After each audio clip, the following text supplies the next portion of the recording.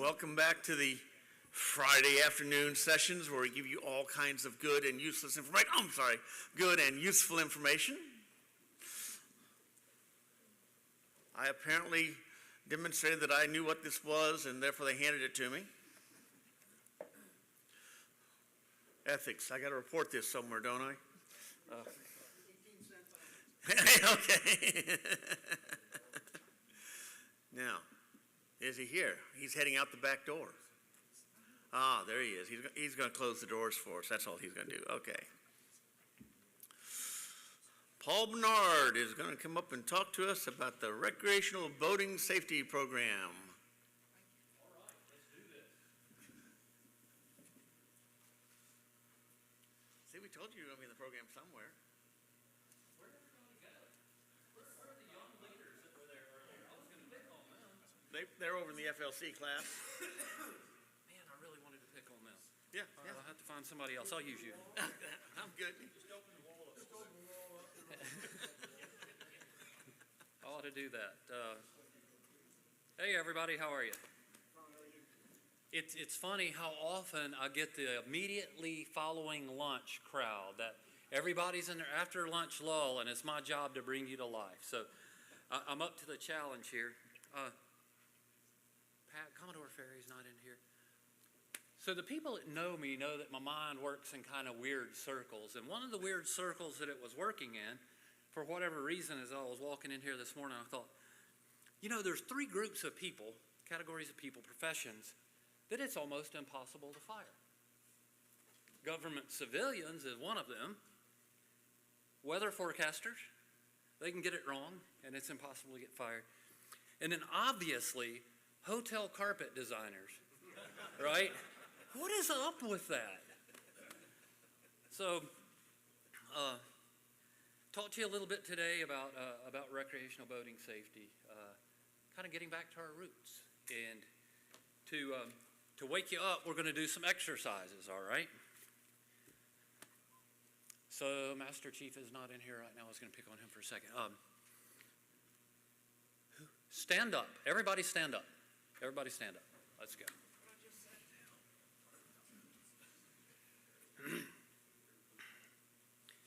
All right. I want you to remain standing if you believe that the Coast Guard Auxiliary says its primary mission is recreational boating safety. All right, we're batting 1,000 right now. I love it. Let me ask you this. I want you to remain standing if you knew before today that the district had a recreational boating safety specialist who could assist you with your RBS efforts. If you did not know that, please take a seat. Hey, this is an improvement over what I've seen over the years. All right. Remain standing if you knew that we had a district RBS instruction. If you did not know that we had written a District 8 RBS instruction, please be seated.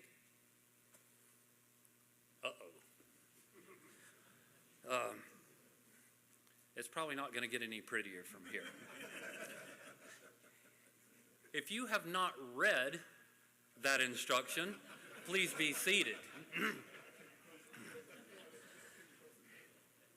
And now we've got a little bit of the leadership remaining here, and I was going to ask if you knew that your flotillas had maybe had a meeting centering around the contents of that policy guidance.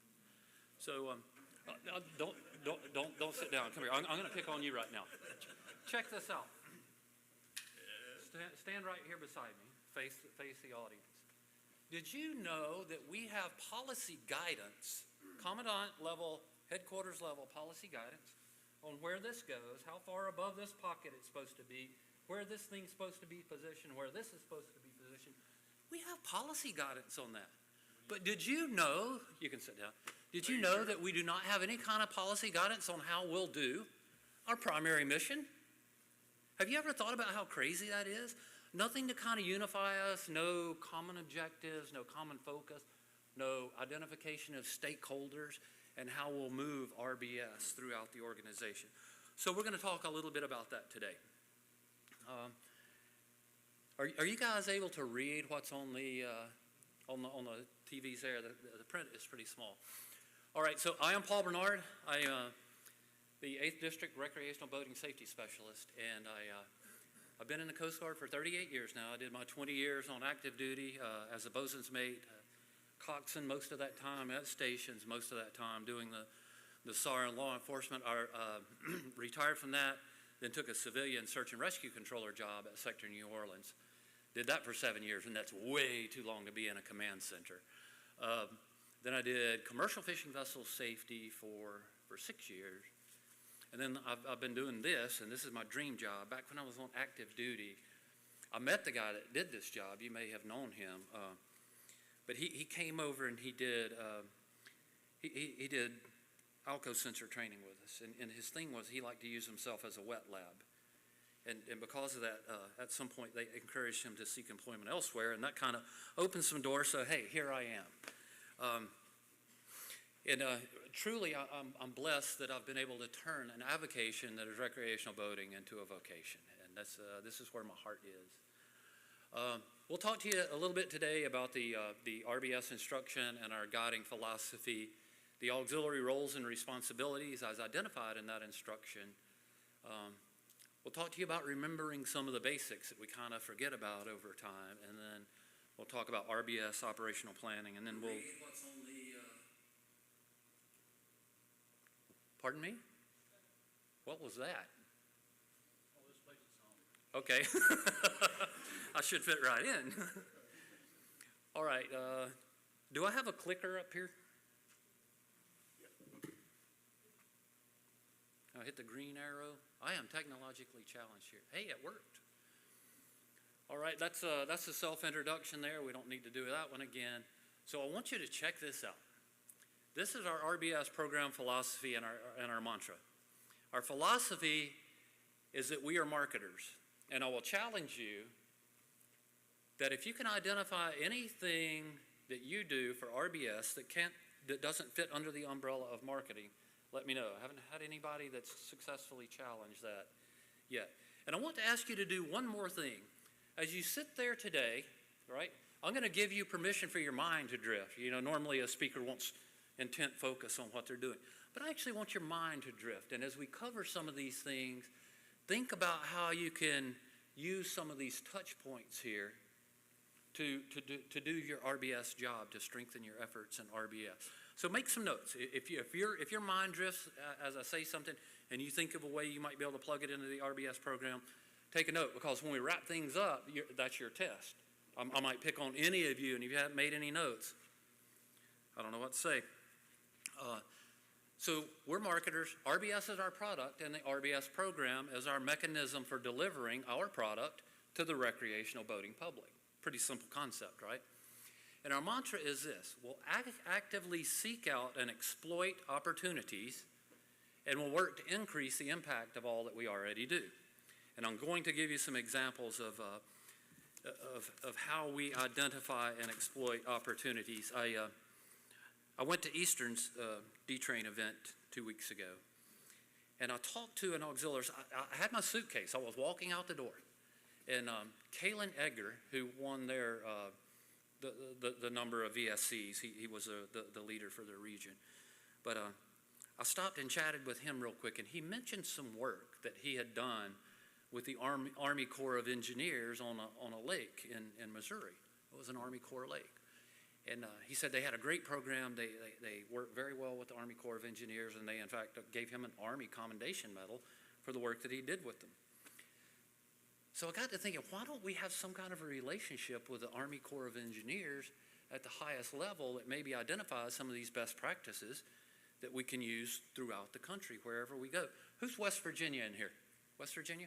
Somerville Lake? Do you deal with Somerville Lake? Okay. So Ray, Lake Ranger Rachel, what's her last name? But so following COVID, when we had kind of fallen out of a relationship with them, she somehow got in touch with me, and I reunited them together, and they're doing really good things up there. But so that got me to thinking, why don't we have a relationship, kind of maybe written MOA kind of thing with the Army Corps of Engineers? So I go to my program at headquarters and ask them if they were aware of any kind of an MOA, and the person that's in charge of that was not aware of any kind of written agreement that we had with the Corps of Engineers. So I just came from International Boating and Water Safety Summit in Little Rock. I flew from there to here. And at that summit was Pam Dowdy, who is the Army Corps of Engineers waterway safety manager, like their top waterway safety person. So she's there, and then here's my program director at headquarters. So I brought them together, all right? Hey, let's talk about this. Let's talk about this relationship. And she said, oh, we have an MOA with you.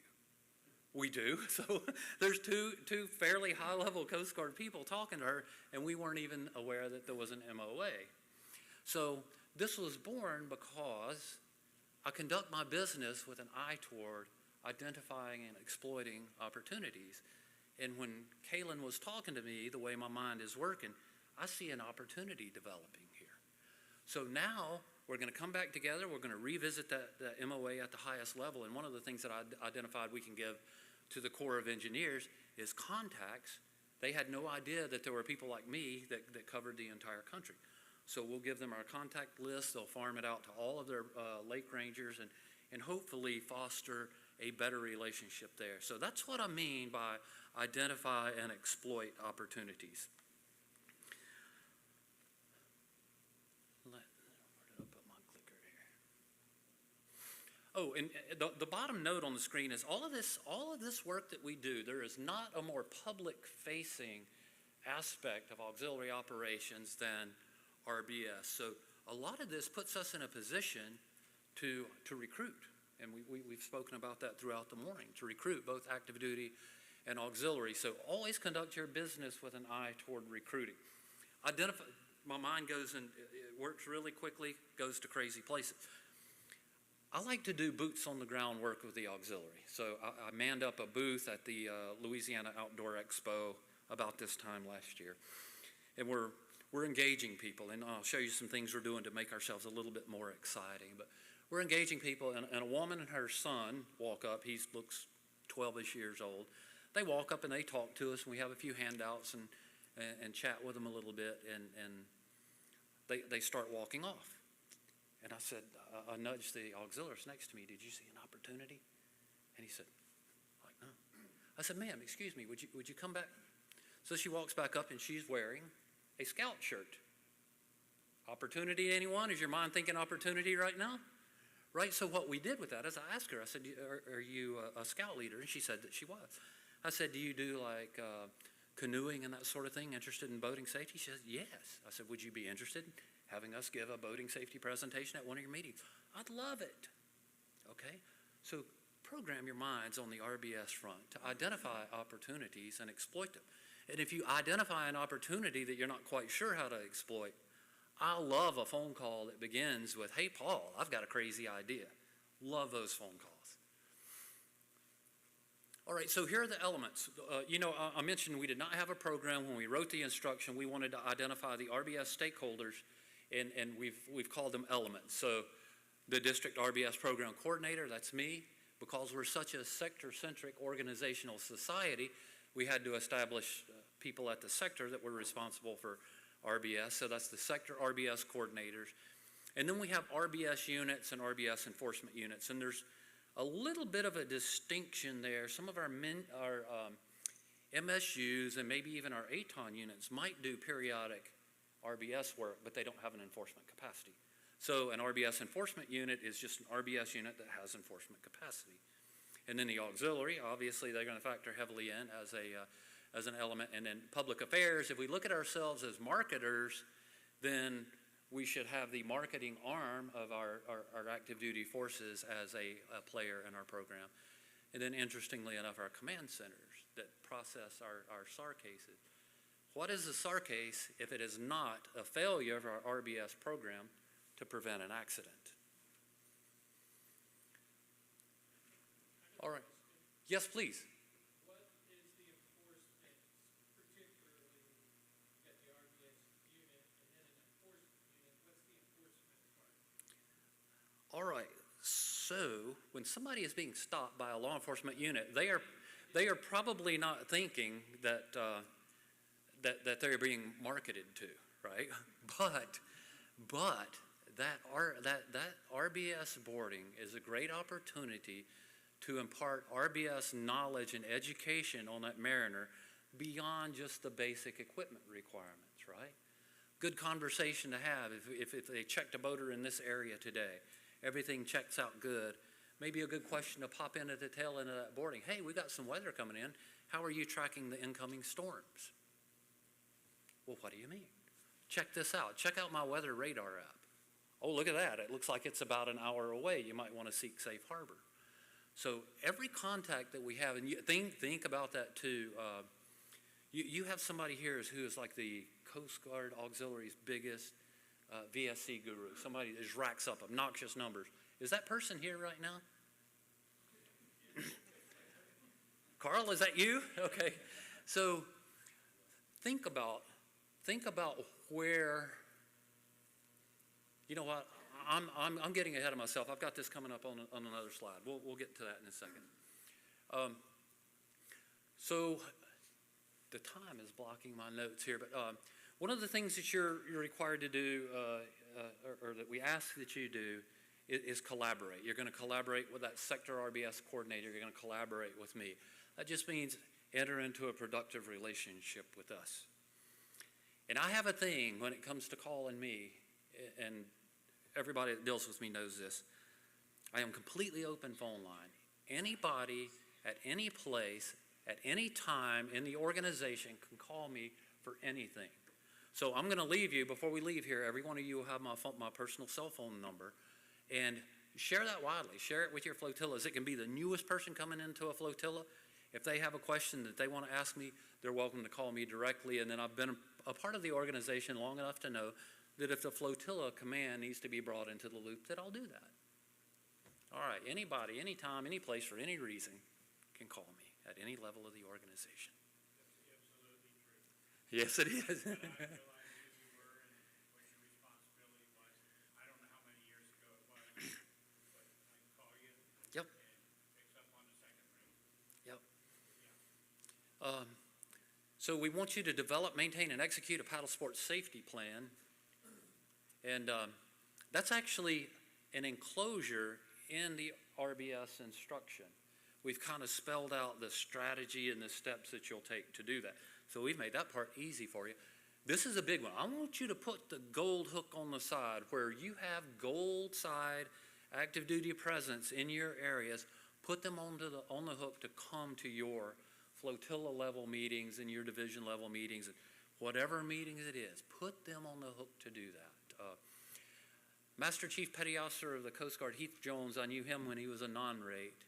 He actually wrote in, I forget what publication he wrote for, but he said he encouraged the auxiliary to invite them. Whatever your premier on or off water RBS event is, invite the gold side to sit there beside you. That's something I did while I was on active duty and loved it. I'm a better person for having had those experiences. And I can't help but think that from a recruiting standpoint, if a strapping young 22-year-old lad is standing next to you there in their trops at an event, that this looks kind of cool, man. You know, you're appealing to a much wider range of folks when you bring them into your activity. We have an awards program that's written as an enclosure in the instruction. So as you kind of go through the instruction and you look at our philosophy and the things that we want to accomplish RBS-wise, if you've got somebody that's really knocking it out of the park there, and Carl, I would say that what you're doing with paddlecraft probably checks that box. Get that information to the flotilla commander or whatever level, get it kind of presented in award format, and then you'll get it to your sector RBS coordinator for perhaps a higher level award. This is one that's going to be signed by an 06 at the district, for just kind of a different kind of recognition from what you're accustomed to getting in your auxiliary circle. So we're asking you to put a little extra emphasis on RBS. We're going to put our money where our mouth is and pay you in the only way that we know how. And then coordinate social media outreach. I bet that scared a couple of you. Let's talk about increasing the impact of what we do. If you look at the picture on your left, that's kind of a fairly typical posture that we have at boat shows and our public-facing events. I guess I can say this, I just turned 60. A lot of times they're just a couple of old folks behind a table with some paper on it. How interesting is that? How interesting is that? You got a 35-year-old person walks by, how interesting is that going to be to them? So it's hard for you to see the details on the right, but Perry Ducote, flotilla commander, asked me if I would man a booth with him. So I said, yeah, Perry, let's do it, bud. So I brought in my pedal kayak, that's interesting to people. I stuck some fishing rods in the back of it. We weren't going fishing, but it's a fishing kayak, so I stuck some rods there. And then I stuck some paddle sports safety kind of equipment in the back of it.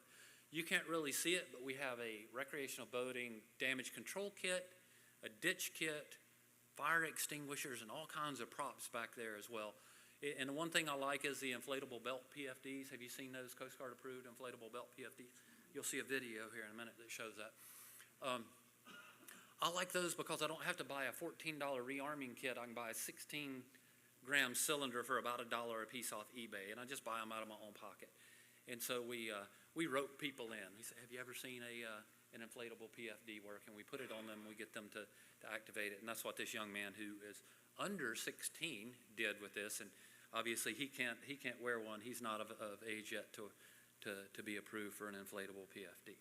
But they're great hooks, and we do.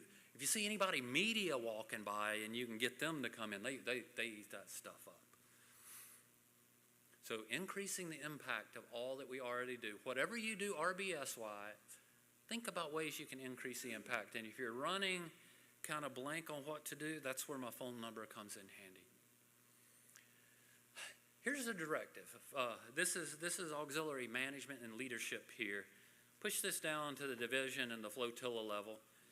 Print out a copy of that RBS instruction, open it up to the auxiliary part, and make it a part of your flotilla meetings. And then flip over to the two, actually there's all three enclosures have a little auxiliary piece in them. And to help the auxiliaries kind of focus on what's most important, we've identified what we call the RBS Big Four.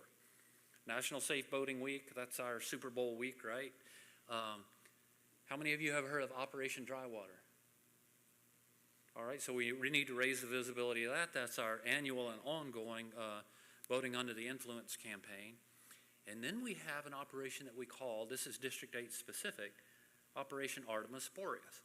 Typically about September of every year, particularly up here in this area where things start getting really cold, it's no longer the boating season. But believe it or not, there are a lot of people who boat in this part of the country that time of year, and they're out there and they're hunting. They're using their boats for hunting and duck hunting primarily.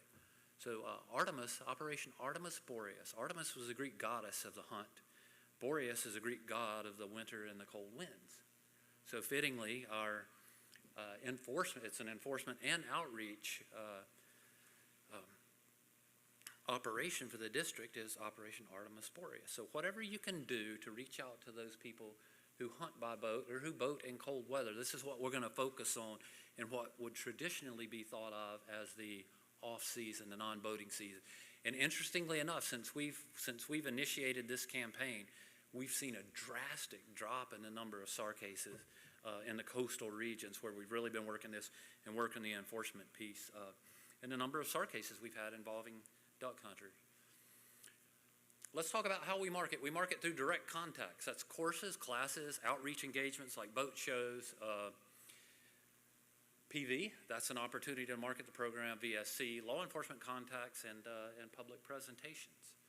Indirect contacts, print media, radio media, television media, social media, podcasts, and other virtual contacts. Of those indirect contacts, which one do you think is the easiest to crack into? Anyone? Social media, it's free and easy, it's right there. And I'll show you some things that I've done with that here in just a minute. But start thinking about that. You'd be surprised, I'll bet you, and if anybody wants to do this for me, if I were to Google Cincinnati area outdoors TV, Cincinnati area outdoors radio, if I were to Google that, I'll bet you I would locate a television or radio host that would be thrilled thrilled to have you on their show. So it's just knocking on those doors. You can't be afraid to have doors slammed in your face doing this thing, right? Because some of them will, many of them will. But those that open, just open up a world of opportunity for you. All right, you're going to have a very difficult time seeing this, but New Year's, my first day in the office after New Year's 2022, I'd shut my computer down and was heading out of the office door. And I thought, you know, people are big into New Year's resolutions, right? I'm not. If I'm going to do something, I'm just going to do it. I don't need New Year's to renew me. But a lot of people use it as an opportunity for restoration or renewal. So I sat back down and I typed up a social media post for our group, and I'll give you the information on it in a minute. And it was just, I think, 10, consider these for your boaters' New Year's resolution. Some ideas that were maybe a little bit out of the ordinary, and I pitched them out there. It took me 15 minutes to do this write-up, and then I'm a member of a lot of different boating groups on Facebook. So I started sharing it. The numbers have gone up since the numbers that are posted there, but as of right now, that message has reached. That's the number of screens that it has scrolled across. That message has reached nearly 500,000 people, and it's been shared over 700 times now. That's a little bit of an old screenshot there, so it's not up to date. Think about that. Would you spend 30 minutes of effort to reach 500,000 people? And at some point, shares of shares of shares don't come back into my metrics. So we're probably into millions of people for 30 minutes worth of work. And it was free and it was easy.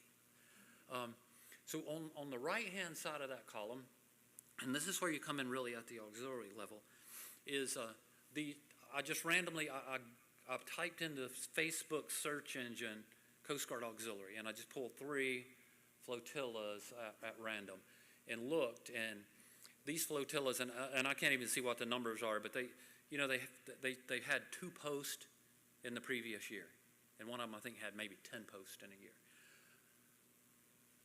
So where we can really increase the impact of what we do, if flotillas will grab what we put out on our District 8 group, share it to their flotilla Facebook page if they have one, and then most importantly, identify local boating related groups and share to them.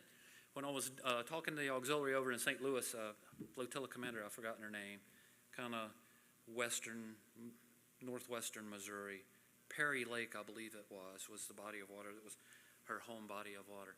I'm talking to her about this, and I asked her, what body of water did they focus on? She said, well, Perry Lake. So I got on Facebook, and I typed in the search engine Perry Lake boating, and boom, there's a group, Perry Lake Boating. I think it's called Party Lake, or Party Cove Perry Lake. 20,000 members. So think about how easy it would be to take a relevant message from our group, post it to your page, and then join and share it to that group. We're talking less than a minute's worth of effort to potentially reach 20,000 boaters. And there's a lot of other vetted sources out there, and I'll touch on some of those in a minute, that you can draw good quality information from. So here's your directive. Use social media. Make social media and outreach an integral part of your RBS operation plans. It's fast, free, easy, and impactful. Just do it. Just do it. And here's how you do it. You join our Facebook group there. Might be hard to follow, but it's facebook.com/groups/safeboating. And do exactly what I said. Share our content to your page. If you put content on your page, you can share it to ours. Truly, you get the maximum bang for the buck in social media through those networks, through networking with other social media sites. And use content from approved vetted sources. If you go to uscgboating.org, there's a lot of good information on that site that you can just take and share it to yours. I know that the auxiliary is strict on what you can put out there, but this is vetted information. It's already approved. You need no additional approval to share this information to your page. AmericanCanoe.org, that's a grant-funded.org. All their information is vetted. And the Water Sports Foundation, this is my favorite. If you go to the Water Sports Foundation and click on their media tab, you'll get a drop down, and there's a ton of really good short impact videos there about all facets of recreational boating safety. and it's all approved. It's grant funded. At the highest levels of BSX, they said, yes, this has our blessing. You may use it. So please grab that stuff just at random throughout the year. Grab that and share it to your pages. And then when you do your RBS planning, write some specific social media goals into that flotilla RBS plan. How many of you saw the very first district RBS newsletter in Coast Guard history? Chris? Okay. So we published one. There's a lot of good things going on out there in the RBS world. We're partitioned off. So much of our work is done in silos. I think that's the latest corporate speak, if you will. So there's silos of good work. Carl, what you're doing is a silo of good work. What I'm doing could be considered a silo of good work. What Larry Messenger is doing with paddle sports safety in executing our plan in the Florida Panhandle is a silo of good work. So what we want to do when we identify those silos is we use this newsletter, and it's very informal, conversational style, just to tell everybody that does RBS what we're accomplishing and show them how easy it is. So the first edition was printed in July. No other districts have ever done this, but I feel like, particularly with our district as big as it is and varied as it is, just really needed this as a way to communicate RBS back and forth across our organization. Another one, I've put a deadline of May the 10th for the second one come out, and I will send it to Commodore Whitaker, and he'll distribute it. I would encourage down in Coastal, Commodore Scamardo Everbridged it, and everybody got it. So really good stuff in there. Very conversational tenor. I know, like if you read RBS Job 1, it can be almost technical, but the style of this is just like you and I are standing there having a conversation, and that's what we want. Make it very readable, even though some of the articles are fairly lengthy. But if you have not seen that, you can let me know. I'm going to leave everybody with my email address. I will give it to you. I'll send it to you when I get back to the office. Boat show and radio outreach. The Houston Boat Show was a really good one. If you look in that picture, we have auxiliary, we have active duty, we have me, the civilian, we have the U.S. Power Squadron, and the State of Texas Boating Law Administrator. So we've got 5 different RBS entities that are all in a triangle right there in the boat show. So if you're arranging for your boat show space or your event space, ask the coordinator if they can set you up with these partners, so that anybody that comes in there that needs anything, it's one-stop shopping for all things public service. That's what we did when I was on active duty in Gulfport. When they first gave us the Mississippi Coast Coliseum, they had us in a dark, dingy corner of that venue. And so the next year I asked them if they could set us all side by side. So they did, and they brought us a little further out of the corner. We brought Coasty the boat in there. We brought our active duty members in there. And we made it a fun, interactive experience for the attendees. So by the time that I retired and left there, they had us in that venue front and center. We would have kids running back to see us. Like, Dad, let's go see the Coast Guard. Let's go see the Coast Guard. So doing those integrated operations like that can be a fantastic way to increase the impact of what you do at those public outreach events. And then over on the right, this is, I mentioned Larry Messenger and Mike Fitzgerald. He's a flotilla commander over in the Florida Panhandle. Can't say enough good things about them. We laid out some very clear, simple, methodical steps for executing the paddle sports ashore piece of the AUXPAD program. We had done a very good job of detailing what AUXPAD afloat would look like, but just mentioned AUXPAD ashore in the instruction that is now a handbook, less formal than an instruction.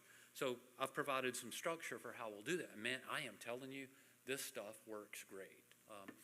Where they're doing it, we're seeing recruiting numbers go up. But Larry and Mike identified that local, remember I mentioned the local TV and radio hosts that do outdoor shows? They got 30 minutes of free advertising for boating safety right there, and they did a great job. You are not going to be able to see this. Anybody want to take a stab at what the greatest danger in boating is? Anyone? Come on. Kinda. Anyone else want to take a step? That's a piece of it. That's kind of a piece of it. All right, so you don't know this about me, but I'm a bosun's mate, and I'm going to be real honest with you. I'm not the sharpest marble in the sack. So I have to take things that are potentially complicated and break them down into the simplest elements. So the greatest danger in boating is not being in the boat anymore. Whether it's an accidental fall overboard, an intentional departure from the boat, an ejection, a capsize, or a swamping, not being in the boat anymore is the greatest danger in boating.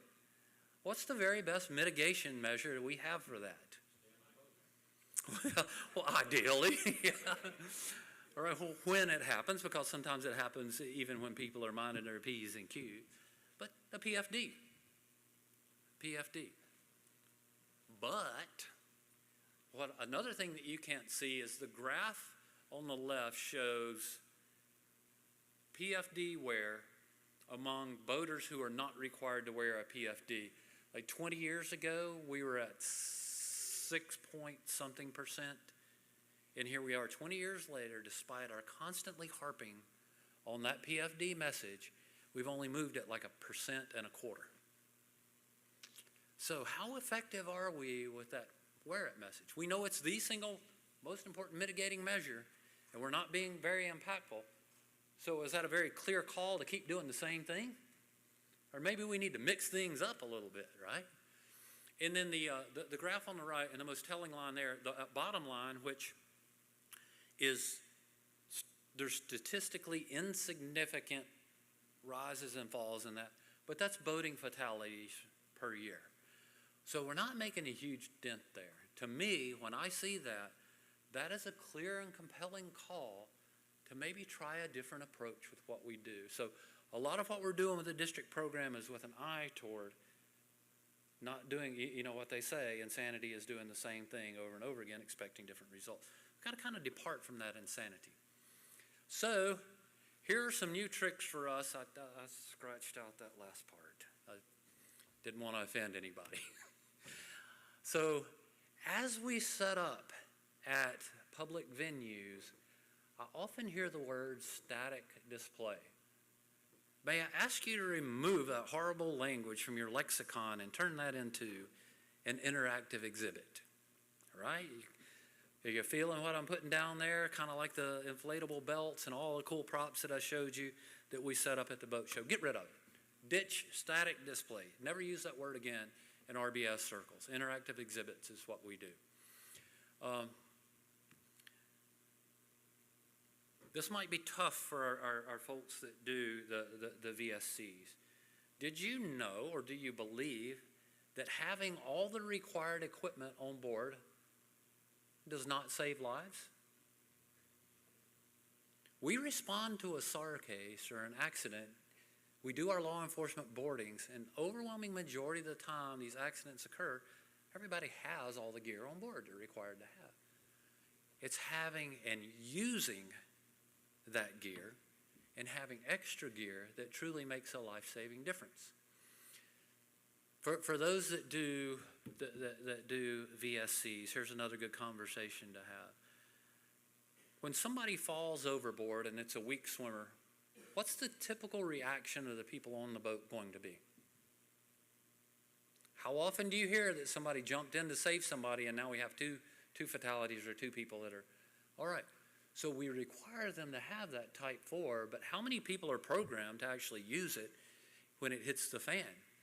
When I was stationed in Mobile, the man that lives directly across the street from me, his name was Huey Montgomery. He and his wife and Huey's father and Huey's son went out on their boat to the Gulf of Mexico near Dauphin Island. I was on duty.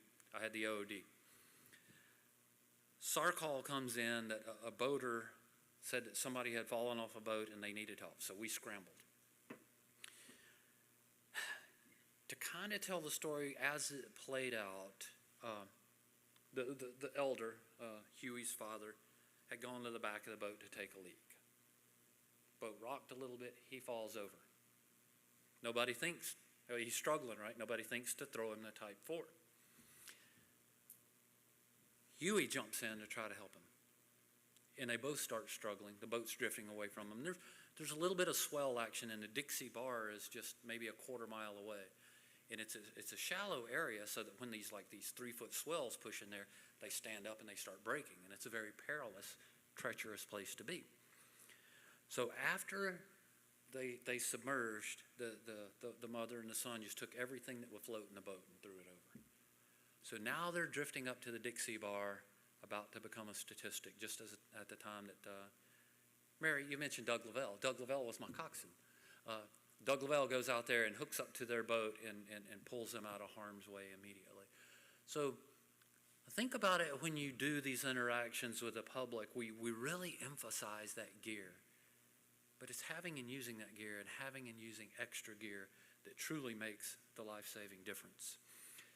And then, very important, all manner of paddlecraft are vessels under the law. Last year, 28% of all recreational boating fatalities nationally involve paddlecraft. What percentage of our law enforcement boardings would you guess involve paddlecraft? So you mentioned earlier, law enforcement, what can law enforcement do? We're going to bring paddlecraft into our law enforcement efforts. That's one of the things we'll do. So we've really got to focus on that outreach to paddlecraft. If you go back in time, 15 years ago, and pull like a 3-year trend, those numbers were closer to 14 to 15%. So almost doubled in 15 years as a percentage of all fatalities. Been to a boat show and seen new boat prices lately? Whew, that is frightening. So it's no wonder that people are turning to alternative means of transportation as a way to get out there and enjoy the water.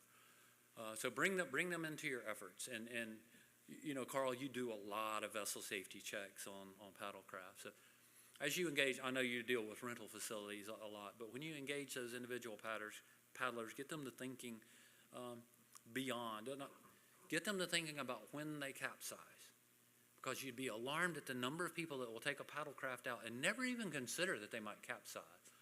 The prevailing message we have to give to paddlers is that when you go out there, you need to expect to capsize at some point. Anybody who's been paddling for any duration of time at all are going to tell you they've had their little, it's going to happen. It's part and parcel of the environment. So we have to prepare them for that. And here's another big one. This is something else you're going to do differently heretofore. Never ask someone to file a float plan without also asking them to provide a picture. Matt, you've flown helicopters on SAR cases before, right? Okay, so when you go out and you're on a search for a 22-foot center console, that looks like pretty much every boat from 1,000 feet, right? So little things that we might pick up from that picture that they're not going to think to describe, like green canvas on the T-top and a white outboard, those are things that we can glean. He would much prefer to have a picture of that vessel before he engages in his SAR case than a description. Descriptions are often wrong. We ran a duck hunter overdue case 2 years ago, looking for a gray boat. Helo goes out there, flies their patterns, does their thing, they come back, and by the time they come back, the SAR controller has thought to ask for a picture of the boat. Get a picture of a boat, it's camo. The actual boat is camo, we were looking for a gray boat. The pilots are like, we flew over that camo boat that was tied off to that oil and gas structure in the bay. So they go back out there, and yes, that's the boat. The guy had climbed up into a kind of like a little hut to try to stay warm. So that's where, and I could give you reason after reason after reason that we want that picture. So never say float plan without also prompting for a picture. And I've been trying since the day I arrived in this position to get BSX to have an electronically fillable form that prompts for a picture. And then on that form that we have, like if you Google Coast Guard Auxiliary Float Plan, you go to that should prompt for a picture. I don't know why I can't get it changed, but I'm going to keep knocking on that door. All right, be creative with your PFD message. I'm going to tell you this now. If there's any innuendo that you read into this video that you're about to watch, that is completely on you, okay? It's not me, it's you.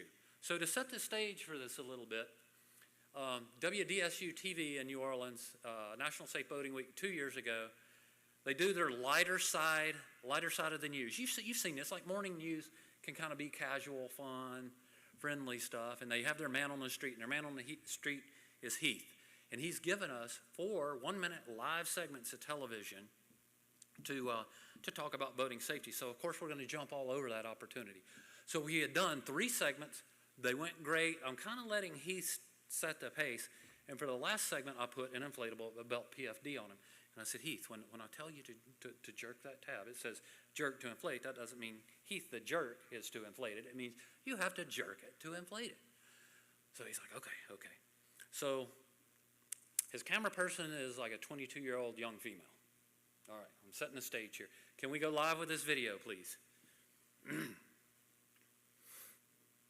And then if that doesn't work, you can manually unfold it, and it has an oral inflation tube. So that's what you're doing. So we flipped the script on you, and now you are going to demonstrate for your viewers how an inflatable PFD works. Well, you want to just give us. So I just grab that rascal. Yeah, just give it a jerk,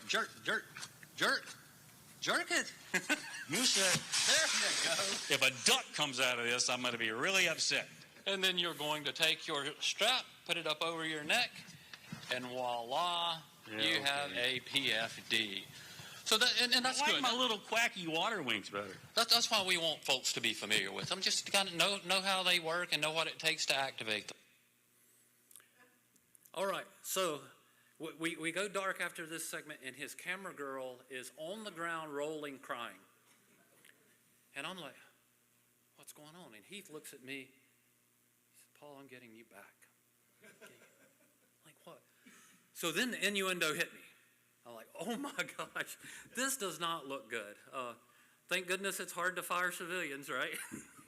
So I actually showed this to the Admiral. Everybody just had a great laugh. And I kind of use it as an icebreaker at events like this. So there's 2 messages there. Get creative with your PFD message. And even though there was a snafu here, people will remember that it takes a good sharp jerk to manually inflate that PFD. So there's actually more educational value in that than there would be if it went perfectly. So don't be afraid to put yourself out there. You'll probably never top that. Oh God, this is great. So a year later, I'm over on the Mississippi coast. I grew up on the Mississippi coast, or I was at the age where I should have grown up on the Mississippi coast. I just skipped the whole growing up thing. And we did a neighborhood reunion. So we were all really close. We all played outside in our neighborhood when we were growing up. And through Facebook, we did a reunion. And one of the attendees who was from our neighborhood invited a friend who was an outsider from a different state altogether, but had lived on the Mississippi coast for a couple of years. So I'm sitting there talking, and I'm talking to this friend who invited a friend who's not part of the neighborhood. My wife is sitting with me, and Lori, the one that grew up with us, said, well, what are you doing with yourself these days, Paul? You still doing that Coast Guard thing? I said, yeah, but I'm doing recreational boating safety now. And she said, what do you do? I said, well, kind of market boating safety. You know, I write articles, I do radio interviews, I do education, and every now and then I'll do live TV interviews. And her friend looks at me, and you're the jerk it guy, aren't you? I'm like, yes, that is me. The things people remember, right? So, old dogs, new tricks. I hate these diagrams. Do you want to know why? Look at that diagram and tell me if it doesn't irritate you in any way. Let me ask you this question. How many boat lengths are you supposed to take evasive action? Right? You look at this diagram and you think, well, it looks like 2 boat lengths away, I'm supposed to take my evasive action. If you ever get out there and operate in a crowded recreational boating environment, you'll see that there are people that take this literally. People will hold on you until you start getting uncomfortable. So part of our message when we're talking about the basic navigational encounters, crossing, overtaking, and head-on, part of our message needs to be make it early and make it obvious. And let's do this. Let me get you to come stand right here, and Ma'am, will you go to the back of the room and stand right in the middle? Yes, ma'am. And I want you to turn and face her. When you're doing, and we did this, we just did the Coast Guard in Louisiana with the auxiliary, did Louisiana's first ever boating safety course in Spanish. So this is one of the illustrations that we did for them to show them how the navigation rules actually play out on the water. And actually, it works brilliantly. When you're talking to people about this, this is a good illustration. I want you to both walk directly toward each other, and then when you get like 2 steps away, then make your little hitch to the right and walk past each other.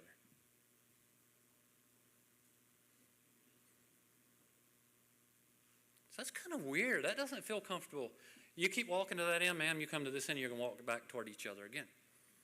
Now this time, as soon as you realize that you're on a meeting course, I want you to take kind of like a 45-degree to the right, 2 steps to the right, then walk forward. All right, go. Move to the right, right.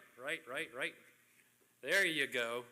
That's the way navigational encounters are supposed to work, and that's a great illustration for showing particularly young people or people who are not familiar with the water. Don't be afraid to do that. It really resonates with them. But yeah, make sure evasive action of the giveaway vessel is to be early and is to be obvious. Make that a part of your messaging. Emphasize the value of emergency planning and preparation. Any coxswains in the room? Coxswain?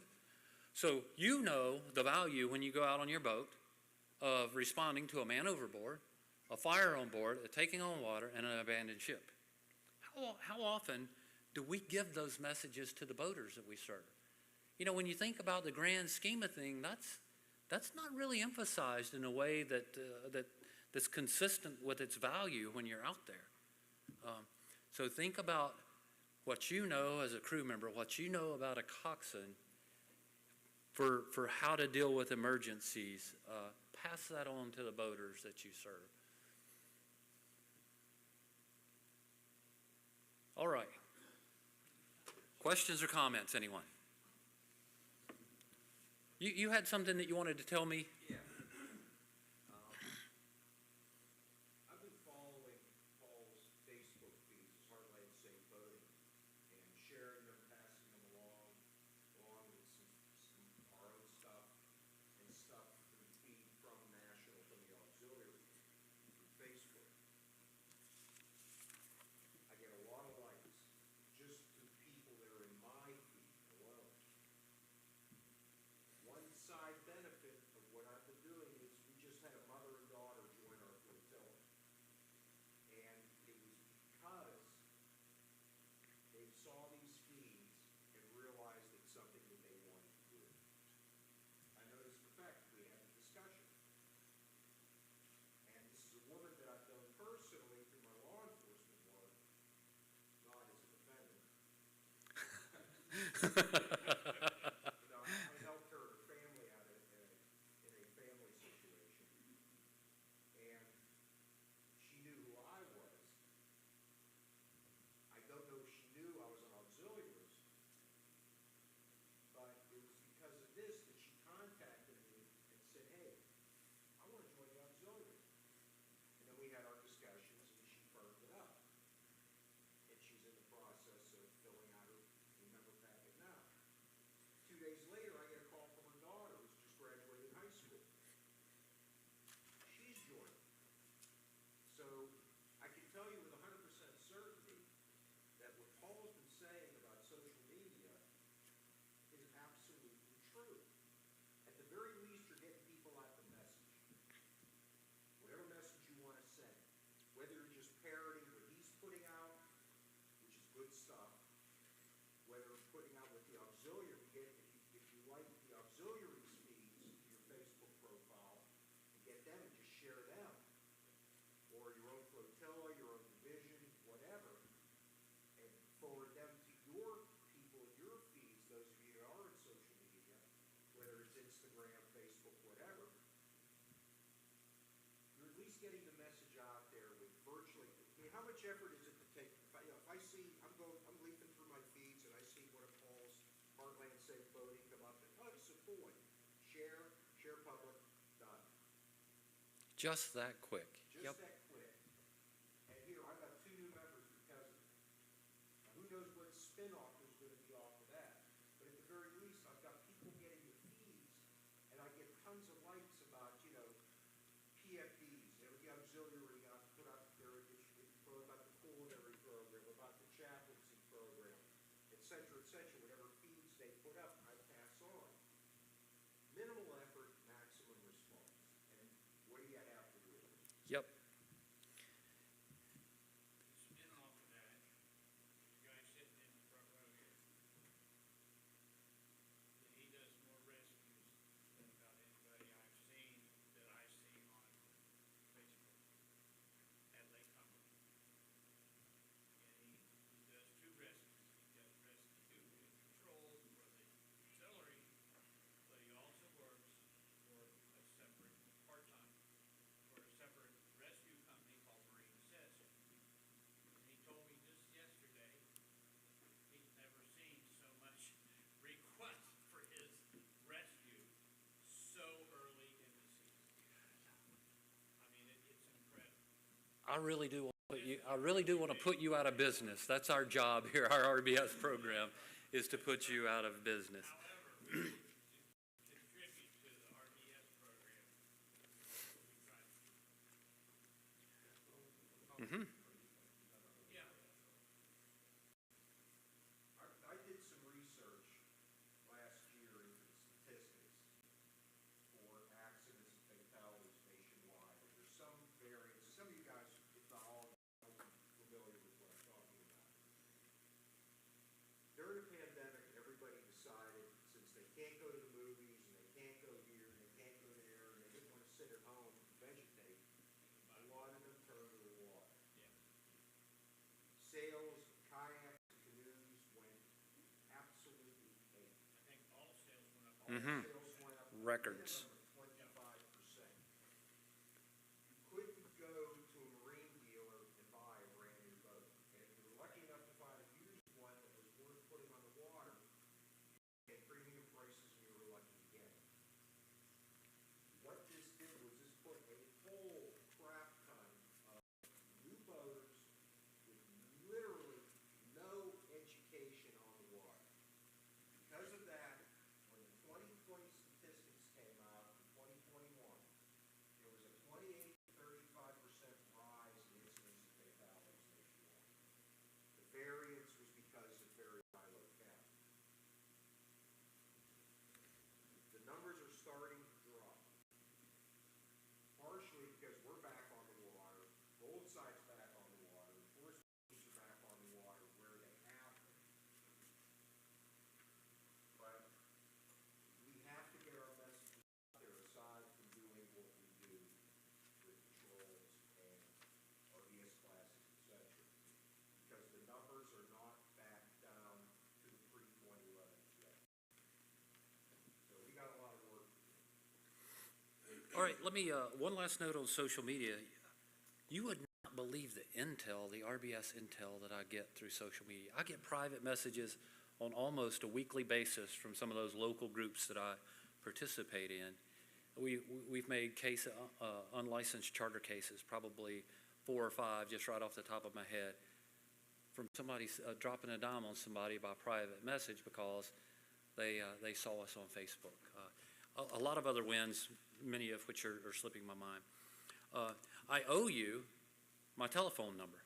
So pull out your phones and go ahead and put me in your contacts. You can put it in there as Paul the Goofy RBS guy if you want to. Still some numbers. You can jot it down if you want to add it to your phones later, but 504.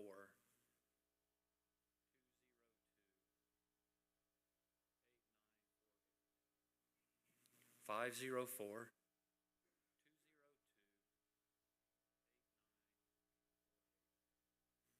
And then my email address, jot it down.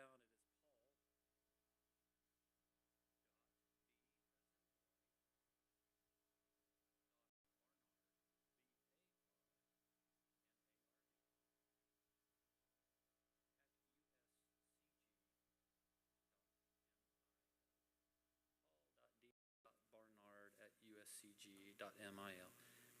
Anybody at any level of the organization at any time can contact me about anything. And we are going to wrap things up by putting people on the spot. The notes I asked you to take at the onset. Josh, did you make any notes? Did you identify any opportunities that you might want to exploit? Yeah, so we do, and specifically in our division, but my fertility, we do a lot of PA is huge. We have a lot of festivals, one of them is like Americana Festival that, you know, it's not uncommon for thousands of people to come. And constantly, every time I hear our PA person give, it's always static display, static display, static display. So I'm gonna go back, and that was one of the things I marked here is to change that to interactive exhibits, because we do what you're saying to do there. You know, Yep. putting on the live vest, we're showing them signal mirrors, we're showing how to work with it and all that, and we are interacting with that public and engaging them versus just watching them walk away. So Yep. I want to push that and switch that and see what that does and gain that traction. It's great. So I recommend putting together just a small damage control kit. And in it, foam balls are one of the best damage control items you can think of. So in the kit that I take to boat shows, I've got some stainless steel hose clamps. I've got some clear waterproof Gorilla Tape. Anybody in here a Gorilla Tape fanatic? That stuff is awesome. And this waterproof stuff sticks to wet surfaces. For what you know about the normal Gorilla Tape, this is that on steroids. It's great stuff. So I've got some of that in my kit. I've got an assortment of foam balls and even some purpose-built conical shaped DC plugs. I've got some shears, some zip ties. I've got a headlight. I like headlight because you might be needing to look in a dark place and need both of your hands to work. So just a little headlamp in there, a piece of bicycle inner tube, but pretty much anything. But the foam balls are great because somebody will be walking by about that far away, and I'll say, hey, heads up, and I'll throw them that ball, and even if they don't react, it's not going to hurt them. I catch some people off guard every now and then, but it's okay. So they pick up the ball and they walk to you, and so that's a time to have a conversation about damage control. Water comes into a boat in one of two ways: over the top or through the hull. When it comes through the hull, it's through a through-hull breach or a through-hull failure, and normally it's a through-hull failure. So talk to that boater. Next time your boat is sitting on the trailer, take a walk around, identify those below the waterline through-hull fittings, and have a plan and the gear for accessing them from the inside. And by the way, if you want an early jump on that damage control, a bilge alarm is a cheap and easy way to get that early jump, and often can make the difference between saving and losing the boat. Chris?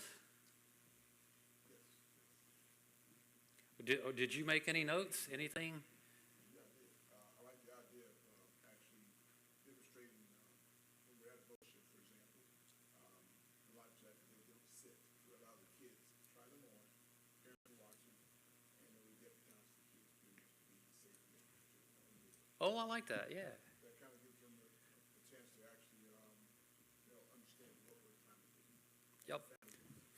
I know that funding is limited, but if you want an Onyx M16 inflatable belt PFD, I've got it worked out where they'll give us a great discount on those. So if you decide you want some of those, you can come up with funds that your division might put together an RBS outreach kit that they share among the various flotillas. But if you want those, you've got a way to get in touch with me, and I'll tell you how to get them cheaply. Matt. Yeah, so one year I was on a trip and I was sitting in the Louisville lock as it was filling up. Gave me an opportunity to look in the bill and noticed that one of my through-hull fittings broke. Sitting in the lock, just started. It was a 3/4 inch hole. Nowhere to go. So I asked my navigator, I said, throw me that aluminum foil. He threw me a roll of aluminum foil, wadded up and stuck it in that hole. Stayed. And later on that day, I was able to squirt some marine sealant, silicone, into that hole, and then it hardened up for the rest of the week. So you might, consider aluminum foil in your to-go bag. Anything is better than nothing, and a plan is better than not having a plan. All right, let's pick on one more person. Mary, I'm going to pick on you since you know Doug Lavelle. Did you make any notes about how you might increase the impact of what you do, or? We're taking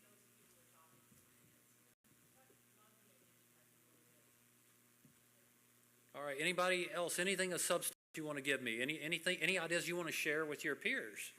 Yes, sir. Yeah, we redid our PE program, and we found out that people, I don't know if you can see it, this is a brand-new boat. Yep, I can see it. Time, the guy that took it out, got 5 miles down the river, and both engines were red hot, turned up in a half hour.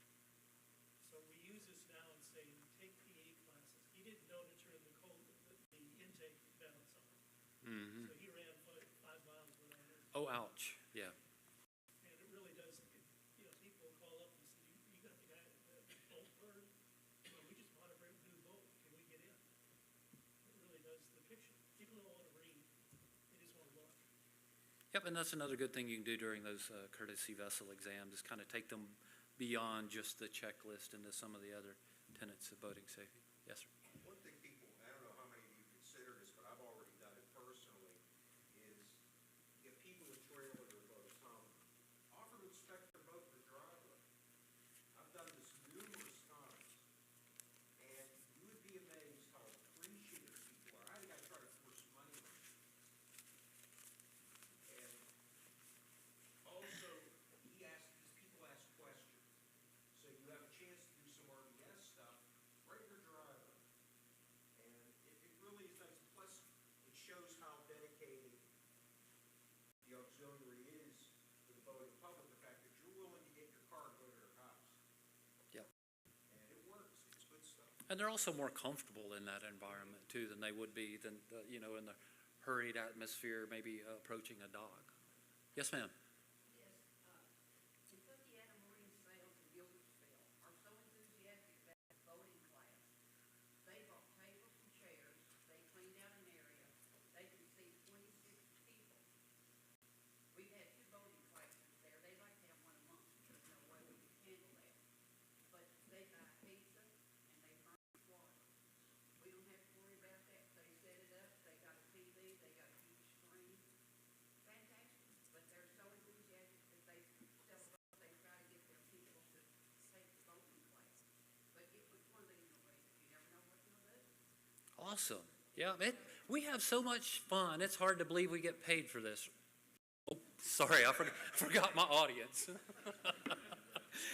Hey, yes, sir. I used to drive Steco, and I used to go in at night after commissions, and I tell my boss, he just looks at me and say, hey, that's why you have a job. What I like to do when I'm doing DEs, I'll tell the boat owner, the old man, sit down, and I get the kids to pull the beer up. As long as they keep it going. Cool, I love it. Here's something I like. Use those kids to guilt their parents. You know, you're at one of these public venues, a family walks by, hey, how y'all doing? Do y'all have a boat? Yeah, we have a boat. And you look at the kids and you say, do you wear your life jacket? And of course they're going to say, yeah. Does your father wear his life jacket? Right? And the father will get a blank look on his face. Oh, I don't want my kid to lie. I don't want my kid to tell the truth. So guilt us, and then you tell the kids, hey, next time you get underway, next time y'all go fishing, make sure your dad wears his life jacket, all right? Influencers, right? Influencers. One other thing, we decided, we had started this discussion with Michael until it ended up becoming a division-wide thing. A marine dealer award from your division or your flotilla. For example, we have a dealer we found out who's in the north suburbs of Pittsburgh. Guy's been in business for many years. If you go to buy a boat off him, he will not deliver or let you take possession of the boat unless he shows you how everything works and how to be safe on the boat. And this guy's been doing this for years. You can't just walk up to him and say, hey, Mr. Cleaver, I want to buy a boat. Pay the money, get the title, hook it up to your car and go. He won't let you do it. He'd rather lose the sale. I mean, this guy's amazing. So we are going to be presenting him a little later this spring in Safe Boating Week. We are going to be presenting him with the Marine Dealer Award.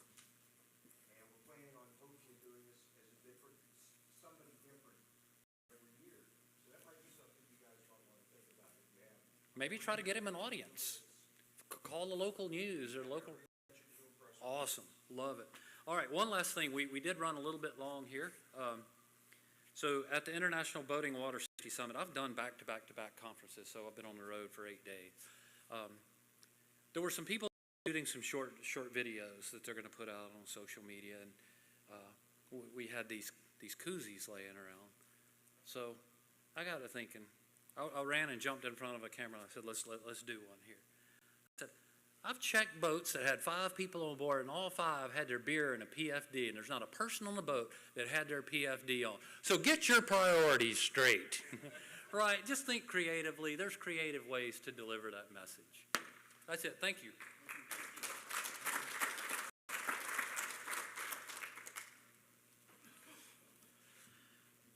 All right.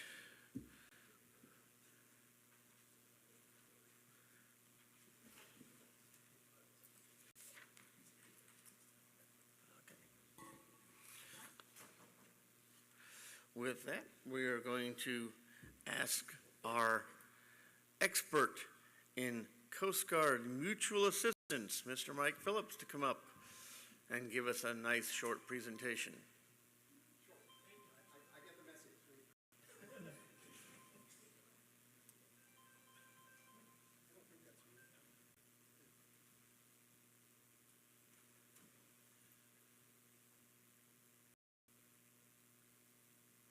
So I would add to Paul's list of people who get paid no matter what they do I would add to that list people who set the temperature in these places. It's always either too cold or too hot, and yet they still get paid. I was at a CGMA meeting in Washington last week at headquarters, and it was freezing in there, and all of the people from who worked there wore their windbreakers because they knew better. You'll notice I wore mine today, although when they got up to speak, they took them off. So thanks for having me. Good afternoon. It's a tough act to follow, but I'll do my best. I'm here to talk about Coast Guard mutual assistance today. It's not something that to many of you. First of all, what am I doing here? So I've been in a Coast Guard auxiliary since 2015, and by the way, I was recruited by a guy doing a VE exam on my boat, and it's been a great ride ever since. That's with Flotilla 5-1 in Cincinnati. So I am a member of the CGMA Board of Directors, which means I represent all 20,000 auxiliaries, 450 of this morning, something like that, including all of you on the Coast Guard Mutual Assistance Board of Directors. I was elected to that position in May of 2010, re-elected this year, so they're going to put up with me another 3 years. I'm corporate treasurer of CGMA. I'm a member of the executive committee, and I'm also on the finance and the management committees. And I'm still learning about this organization because it does so much good stuff and so much cool stuff about it. Right up front, you can relax. I am not here today to ask you for money. I am not going to pass the hat. I am here today to tell you about a great organization and what it does for all of us who love the Coast Guard and what it stands for. And I will ask you later to do something for CGMA, and I'm talking to you, division commanders, mostly here in DCAPS as well, but mostly division commanders. There's something I would like you to do for me, and we'll talk about that in a few minutes. So you may have heard a bit about CGMA. If you're like me, I did, but it didn't really sink in the first time. Did we just lose the slides? Did I do that? I pushed the green one. Should I push something else? There we go. Almost. There we go. Okay.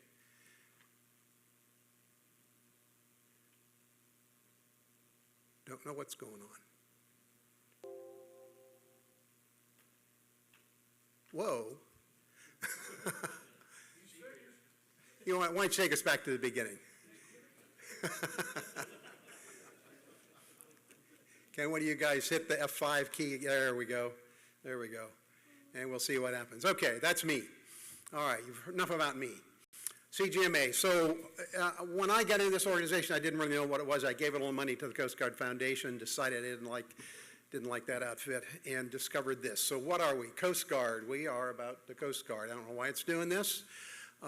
We are about the family. Captain Mattern has a thing that she does when she's in ODUs. She says, got both my families right here on my uniform, the Coast Guard family and my own family. That's what Coast Guard's about. And that's where the mutual comes from, right?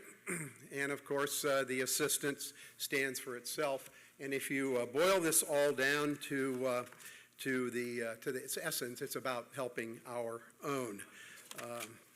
And make no mistake, our own includes everybody. The CGMA is here to serve the entire Coast Guard, active duty, civilian, reserve, and us. Yep, there we are. That's us. If you look closely, you'll recognize at least one person in that slide who's not paying attention right now.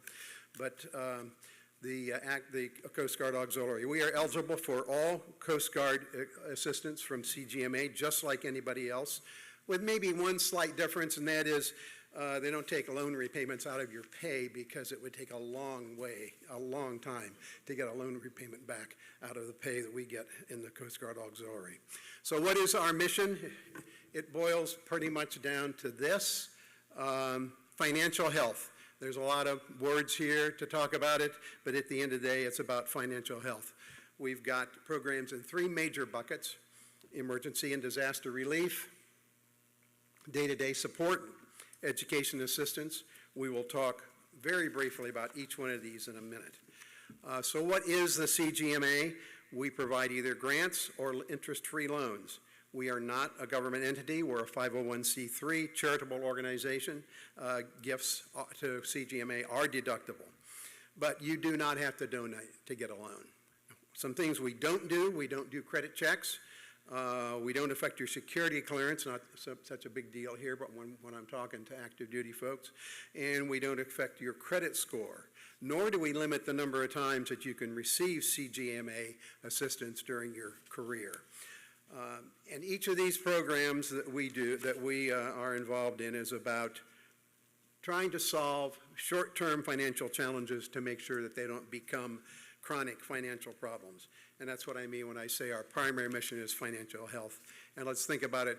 If an auxiliarist or a Coast Guard personnel are having to think about how they're going to pay the bills, how they're going to buy groceries tomorrow, they're probably not fully focused on their job. So we are an integral part of making sure that everybody is ready and resilient and relevant to what we're doing.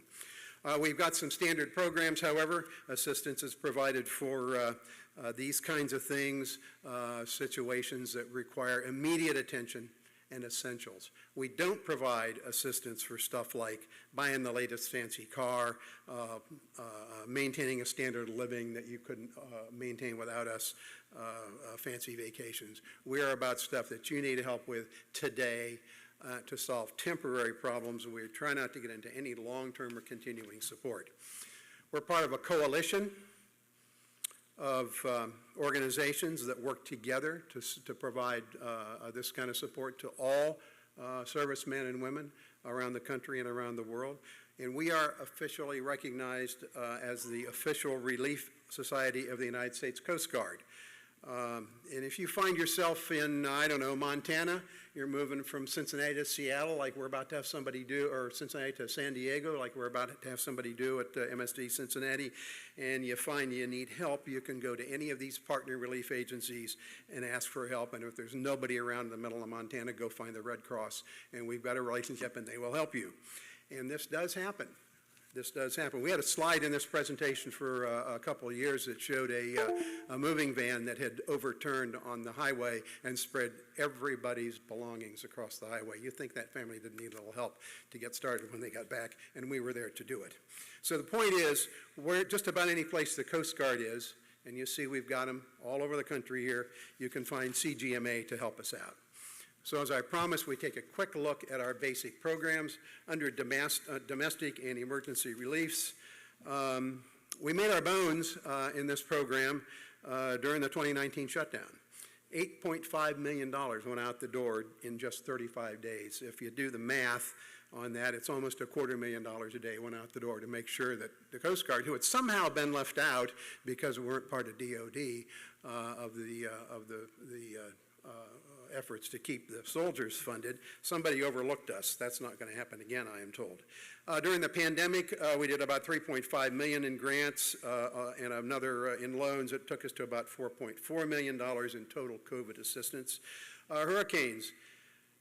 A lot of us live in hurricane-prone areas, and those winds don't say, oh, it's a Coast Guard house, I'm going to leave it alone, and I'm going to get the guy next door. It doesn't work like that. So while you're out helping other people, your house is blown away too, and those folks need help. We're there to help at CGMA to help you recover from that.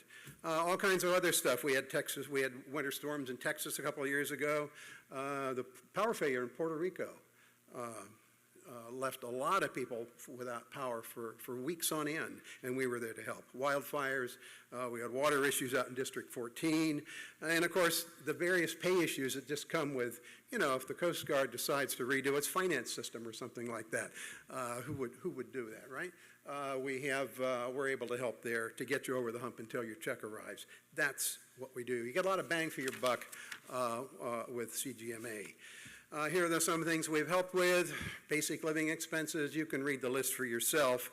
Spoiled food, speaking of Puerto Rico, if you've got $600 worth of meat in your refrigerator and the power goes out, how long is that going to last? Not very long. You want to try to replace it, need a little help. We're there to give you a loan to help you out to get through just that kind of stuff. Day-to-day support, that's another bucket. A lot of that is PCS related, and as we all know, that's permanent change of station every 2, 3, 4 years. Everybody packs up and moves house, and that is always an issue. There are always things that can go wrong, and sometimes you need a couple of months to get through that. And if you're an MST2 and you're moving someplace, and you need to find the money for the first month's rent and the last month's rent before it'll even let you in the door, sometimes that's hard to do. So we're there with an interest-free loan. Again, interest-free loan, that's part of what we do. Supplemental, DLA supplementals, that's disruption allowance. Sometimes if you don't qualify for PCS, there's some DLA money there, and often it doesn't go very far. We're there to help with that. Transportation assistance. That tends to be also related to PCSing, and it's often with vehicle shipment loans and that kind of stuff. But the most common thing that we get is just simply help repairing a car, because that can be, in this day and age, really expensive. He's not a coastie, but the guy who was the landlord at Cincinnati MSD drives a Ford diesel truck, and the fuel injector pump crapped out on him and spread bits and pieces of metal through the whole thing. You know what it cost him to fix that truck? $13,000. Think about this. Note to self, when you buy a Ford diesel, to do anything other than change the oil, they have to lift the entire cab off everything. The entire cab comes off. That's a Ford thing, I guess. The point is, if that happens to a coastie, you're going to be able to come up with that money overnight? Call us. We can help. All kinds of family support stuff. I'll let you go through this for yourself, but we do this kind of thing all the time, every day. It's very much our bread and butter. Here's one family. They were PCSing and needed some help. Their special needs kids needed some special vests to help them travel, and we were there to help them out with that. Auxiliary.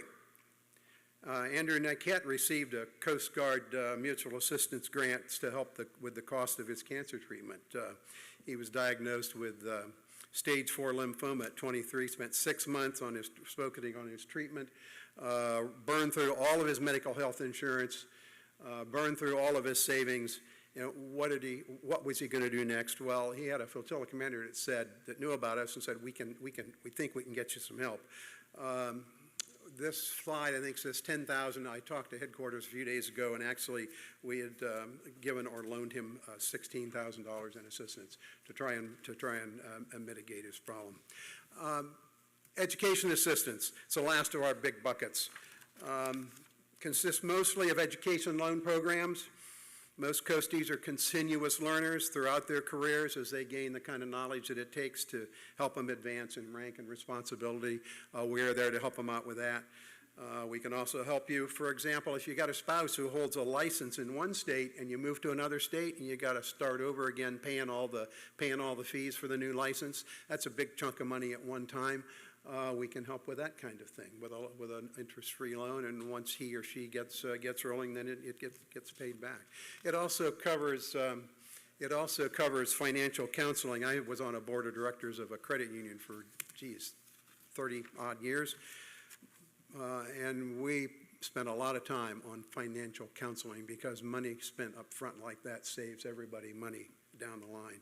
So now I hope you can see how we help our own, as our motto requires. But how do we pay for all this? We are funded from your individual contributions, from the return on some investment we have, from corporate gifts. All of this stuff added together creates the pot of money that we can use to help you out. For every dollar donated in 2022, CGMA provided $1.88 in assistance. How do we do that? Well, it's because a lot of what we do is interest-free loans, so we recycle that money over and over and over again. There are grant programs too, and we routinely turn loans into grants down the line. Your donation, at any rate, goes a long way with CGMA. And we receive no government funding. It's kind of like me as an auxiliarist. My pay from the government is zero. Coast Guard Mutual Assistant gets zero from the federal government. But we work very, very closely with them.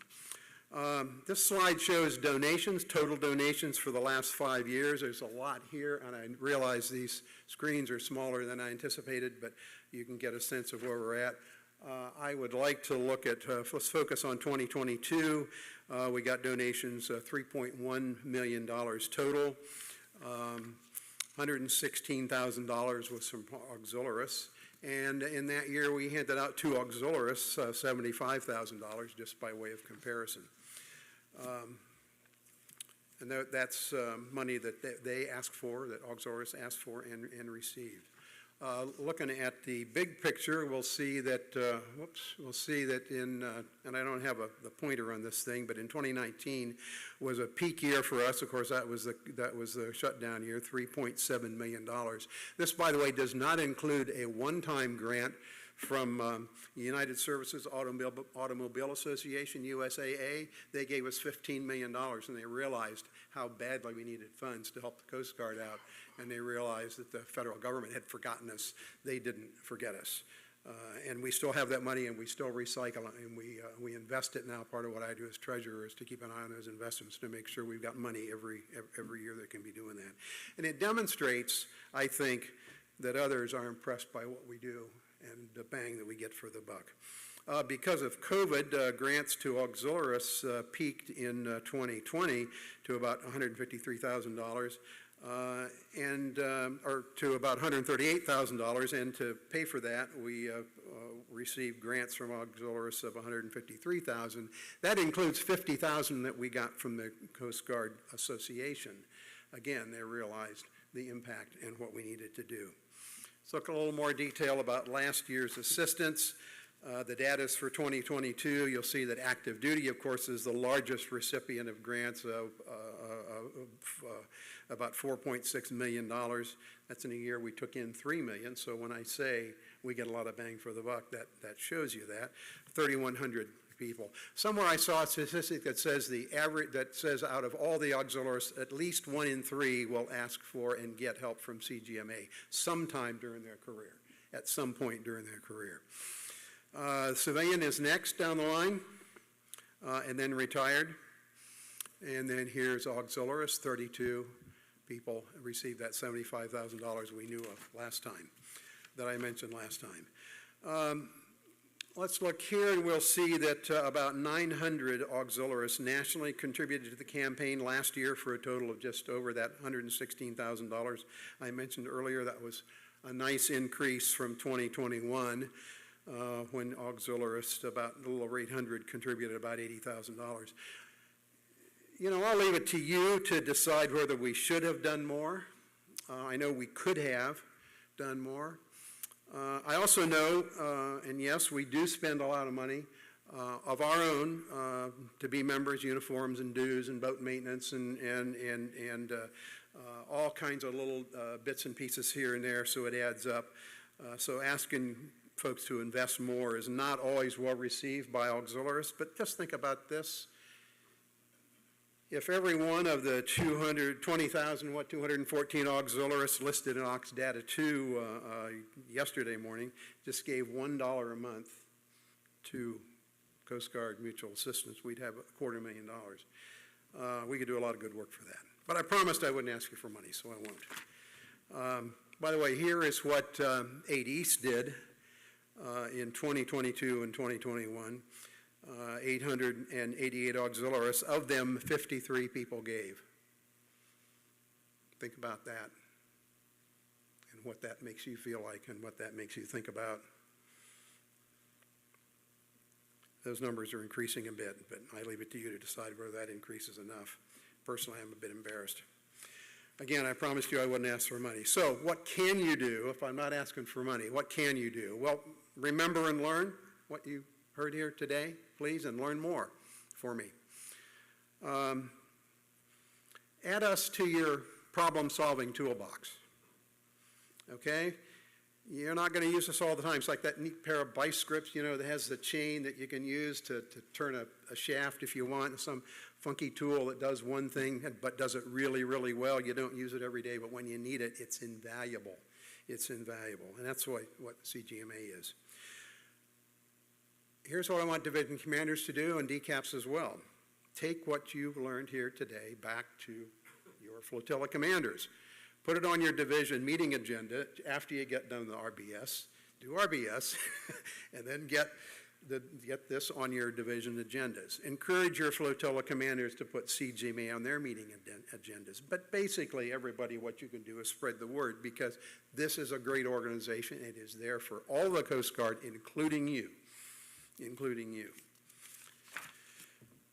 Okay, so I promised I would not ask you for money. Well, I can't help myself. Okay, I think this organization is such a great organization. It sells itself. We are in the middle of our spring campaign. Just happens to fall this time of year. It's our big fundraising push. Anything you can do, of course, will make a difference. But again, mainly take that word back to your units on what we do and how we make a difference and what we can do for them. And you don't need to ask anybody for money. Once you do that, CGMA sells itself. Now, some of you might be thinking because you're auxiliaries, so wait a minute, even if I don't ask for money, I'm not supposed to be asking for money. Well, even if I don't ask for money, I can ask for money. CGMA is an exception. It is the exception, as a matter of fact. You can see it right here, and I draw your attention especially to All Ox 07/21, the Coast Guard Mutual Assistance Fundraising Campaign. We are exempt from the regulation that says we cannot raise money in uniform. We are exempt. You're perfectly willing to do that, with one big exception. Donations are always the member's choice, okay? It's up to you. And remember, we don't ask if you gave money when you come to us for help. We don't ask. We didn't ask the guy who needed $16,000 for cancer treatment, oh, did you give us money last year? We don't ask that question. Nowhere on any of the paperwork is it there. Donations are always voluntary. So if you need more information, I can help you. The website is extremely robust.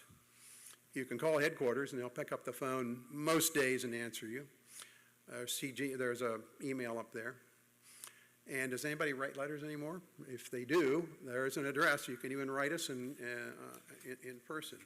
Meanwhile, there are CGMA representatives all over the place. Here are 4 of them. There's three right here in the sector. One at Louisville, one in Huntington, one in Pittsburgh, and I added Lower Mississippi in here, even though they're a different sector, because some of you guys down in the southern part of the district may find them closer to deal with. All these are on the website. Go to the CGMA website. There's a very nice little search tool, map gizmo, that is terrific at identifying these people for you. So don't be afraid to ask. Flotilla commanders, really all they need is to do the request, and flotilla commanders will sign off on it and ship it off, and it'll get considered, and probably shouldn't take too long. So I hope I prompt you to think about CGMA for a couple of minutes. You should now know what we are. You should know what we do. You should know that we can be a problem-solving tool, and how we're funded by our ourselves and our colleagues. So please take this information back with you to your divisions and flotillas. We're here to help because we are you, okay? And you are us, as it says. So if you have any questions, I can answer them. I would challenge you, as we're standing here, though, can you think of a time in your career with the auxiliary when you should have had CGMA in your toolbox? Is there a time that you can think of that, gee, if I'd have known about them, if I'd have known that we were so eligible, I would have called and asked for help? I don't know the answer to that, but think about it, because we are here for you. So if there's any questions, I'll happily answer them. Otherwise, I know this guy wants me to get out of the way. Anybody? Hey, thanks for your patience. I appreciate it. Thank you, Mike. You guys wanted him out of the way too, because just so you know, he was between you and break. Okay?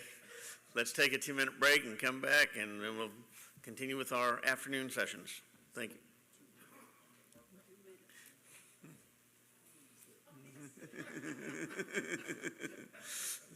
Two works better, but I gave you 10.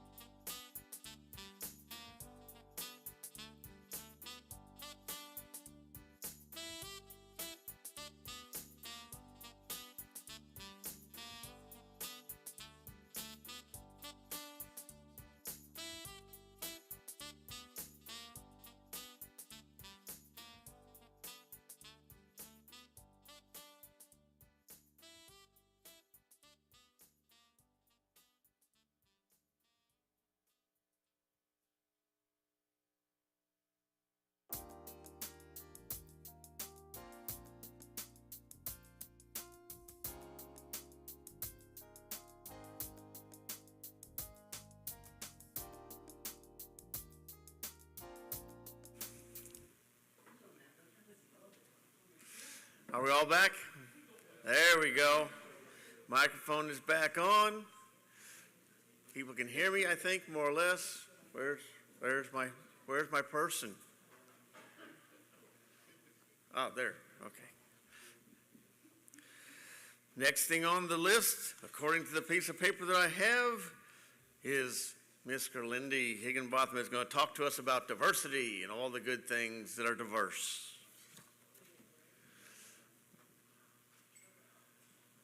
She has sworn that it will not take her very long.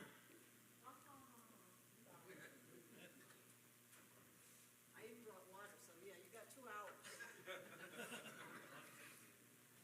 Now, to make sure I already did this to a Vice National Commodore, so I can do it to you too. what's that? And in conclusion, All right, to make sure that you guys are all awake, there's a test.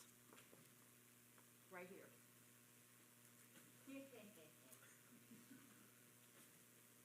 And it's complex. Each of you have to take one and pass it around. And guess what? My printer doesn't collate. So you gotta figure out which one's better. So there you go. Have fun. One from each stack. Yes. And if you all pass, you get to go to the printer.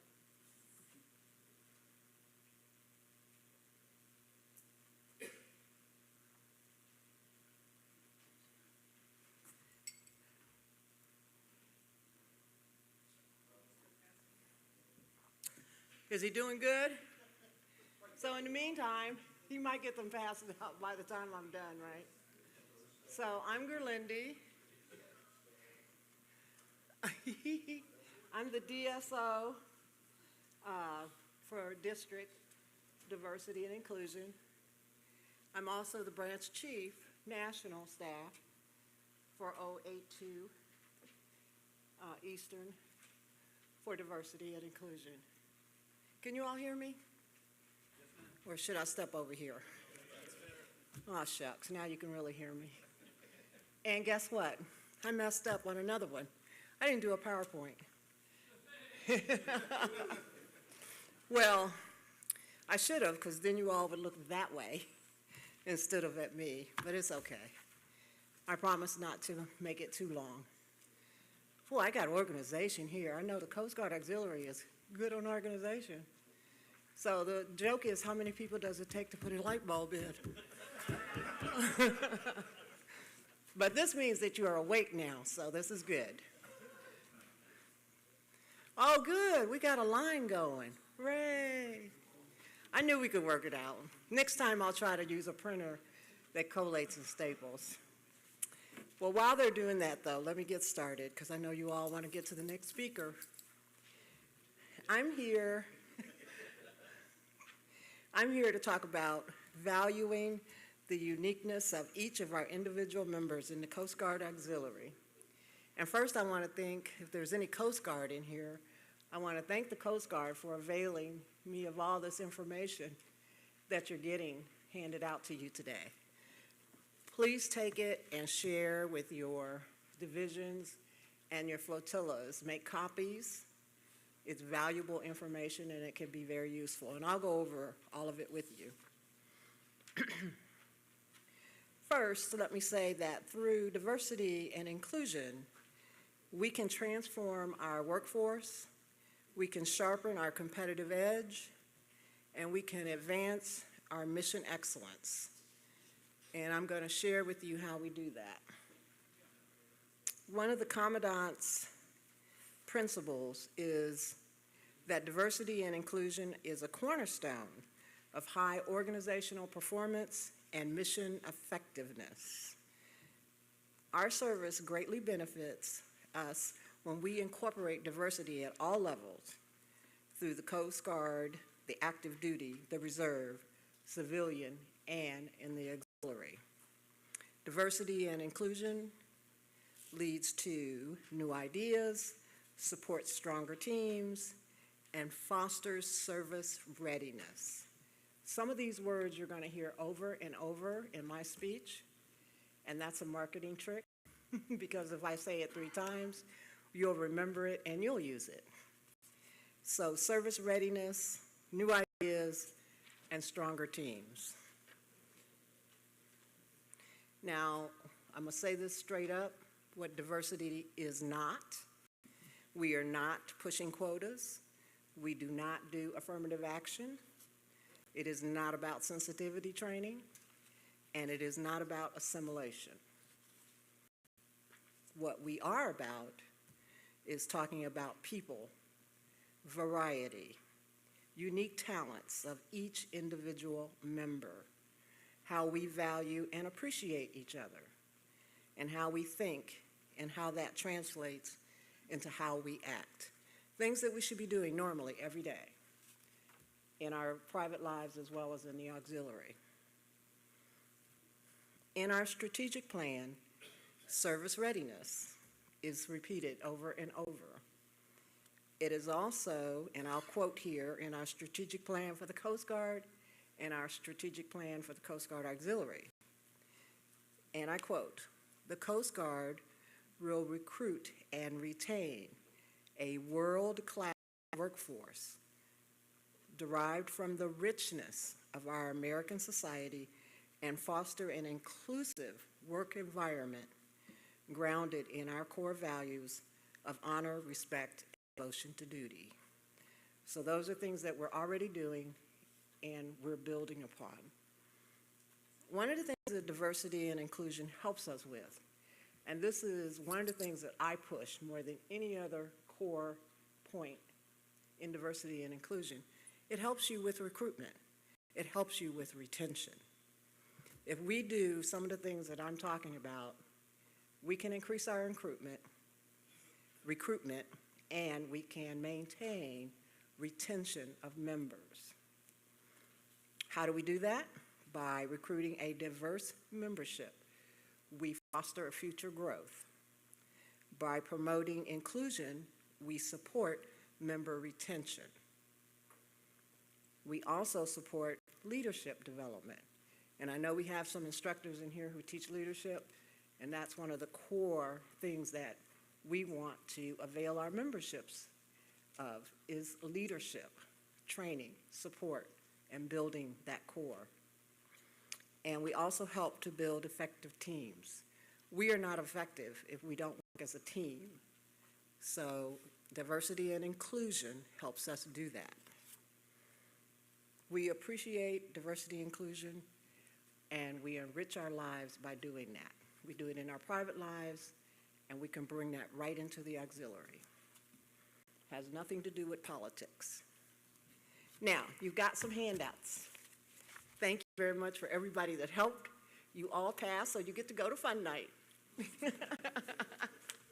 Thank you for doing that. I will try. I will try to find a printer that collates and staples next time. I'm sorry, but thank you for helping me out with that. Now, one of the handouts that you have is command level benefits of inclusion. I find this to be one of the most important handouts, and I love that the Coast Guard did this. This is so professionally done, and it's simple, and it's direct. And I'm not going to read it to you, but let me just point out the things that I find important. My leadership demonstrates cultural fluency, and I believe that. When I feel included, I feel like I'm important to the auxiliary. And all our members should feel that way. When we include them, no matter who they are, what they do, they are important. They want to be active, whatever that is. Sitting down, standing up, on a boat, typing on a computer, that's inclusion of our members and what we do as the auxiliary. And that's all we're asking. Inclusion makes upward mobility possible. I am an example of that. I once upon a time was the director of training, and that was because I had all these wonderful people out here helping me, teaching me. Well, I learned how to be a leader, what it takes to lead a group. So all of you helped me do that. You helped me be included, and I moved up. And that's one of the things that we should be about. Increased job satisfaction. I'm an example of that. I'm happy to be an auxiliarist because I have job satisfaction. I'm happy with what I do. I'm not happy to be standing up here because I'm not a good speech giver, but I like working with the diversity and inclusion group. We also have fewer disciplinary actions. I wonder why that is. When you have a happy team, an inclusive team, people are happy, there's less issues. And that happens at your job, your day job. It happens here in the auxiliary. It happens in other groups. If you're happy, you don't have a lot of issues. Include, inclusive. More efficient member certifications and qualifications. We all know how that works. And again, I use myself as an example because I've been included and asked to be in this class, that class, some classes I didn't know existed. I have gotten this long of a list. And I've used things from each and every one of those classes that I've been to. The last one that I was in was 2 years. I felt like I was in graduate school again, was ASOC. But it was so valuable.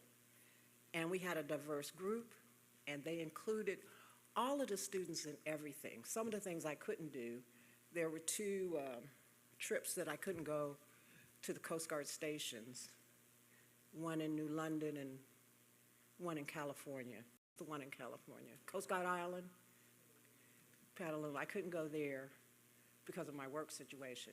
But again, just saying that because you include us in these kinds of things, it makes us happy members. So please make sure you use this flyer. Now, another flyer that the Coast Guard gave us, again, which is beautifully done, very simple and straight to the point. A high inclusion IQ, cultural fluency equals mission readiness. And it spells it out in simple terms.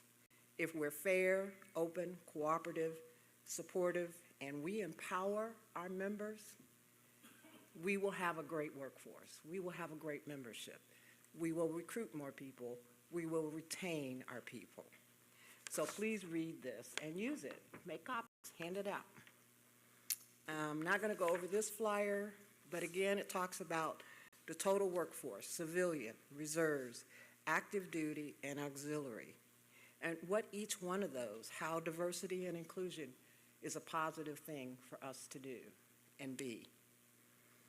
Remember what your inclusive, intelligent level is. I like that. At the bottom of 2 of these, it asks you where you are on the chart. Do you have no awareness? No awareness? Are you tolerant? Are you sensitive? Are you appreciative? And do you have cultural fluency? Hopefully we fall in all the positive aspects of those. So those are the flyers. I'm not going too quick for you, am I? No? Okay, good. Everybody still awake? Because I can make some more handouts. Okay, just teasing. Now, one of the reasons that I am up here to talk about, I hope you got some things out of that speech without the PowerPoint. The next thing I do want to talk about is the NACO 3-Star Award for Excellence in Diversity and Inclusion. Now, all of that, this is built if we do all of this. And we should be doing it because it's easy. This is a reward, and a reward. If we just do some of the things I talked about for the last 5 minutes here, and we transfer that to this submission, which I did give you a hard copy of, and I'm gonna go over some points. Every flotilla and every division in our district should be able to apply for this. It is not hard. It is very simple. That's why I printed it out. Now, if you submit, you have to go on your computer and type it out. But I wanted this to be printed. Notice it's stapled. So I had to go to another school, one of my counterpart schools, to get this one stapled. But I work for 3 schools, so each school has a different printer. But this is a very nice award. So just let me go over this for you. Like I said, if we're doing some of the things that I talked about, diversity and inclusion, you can submit this application. There are 4 goal categories. Within those 4 goals, there's 6 action steps. You only have to apply within 4 of that one goal.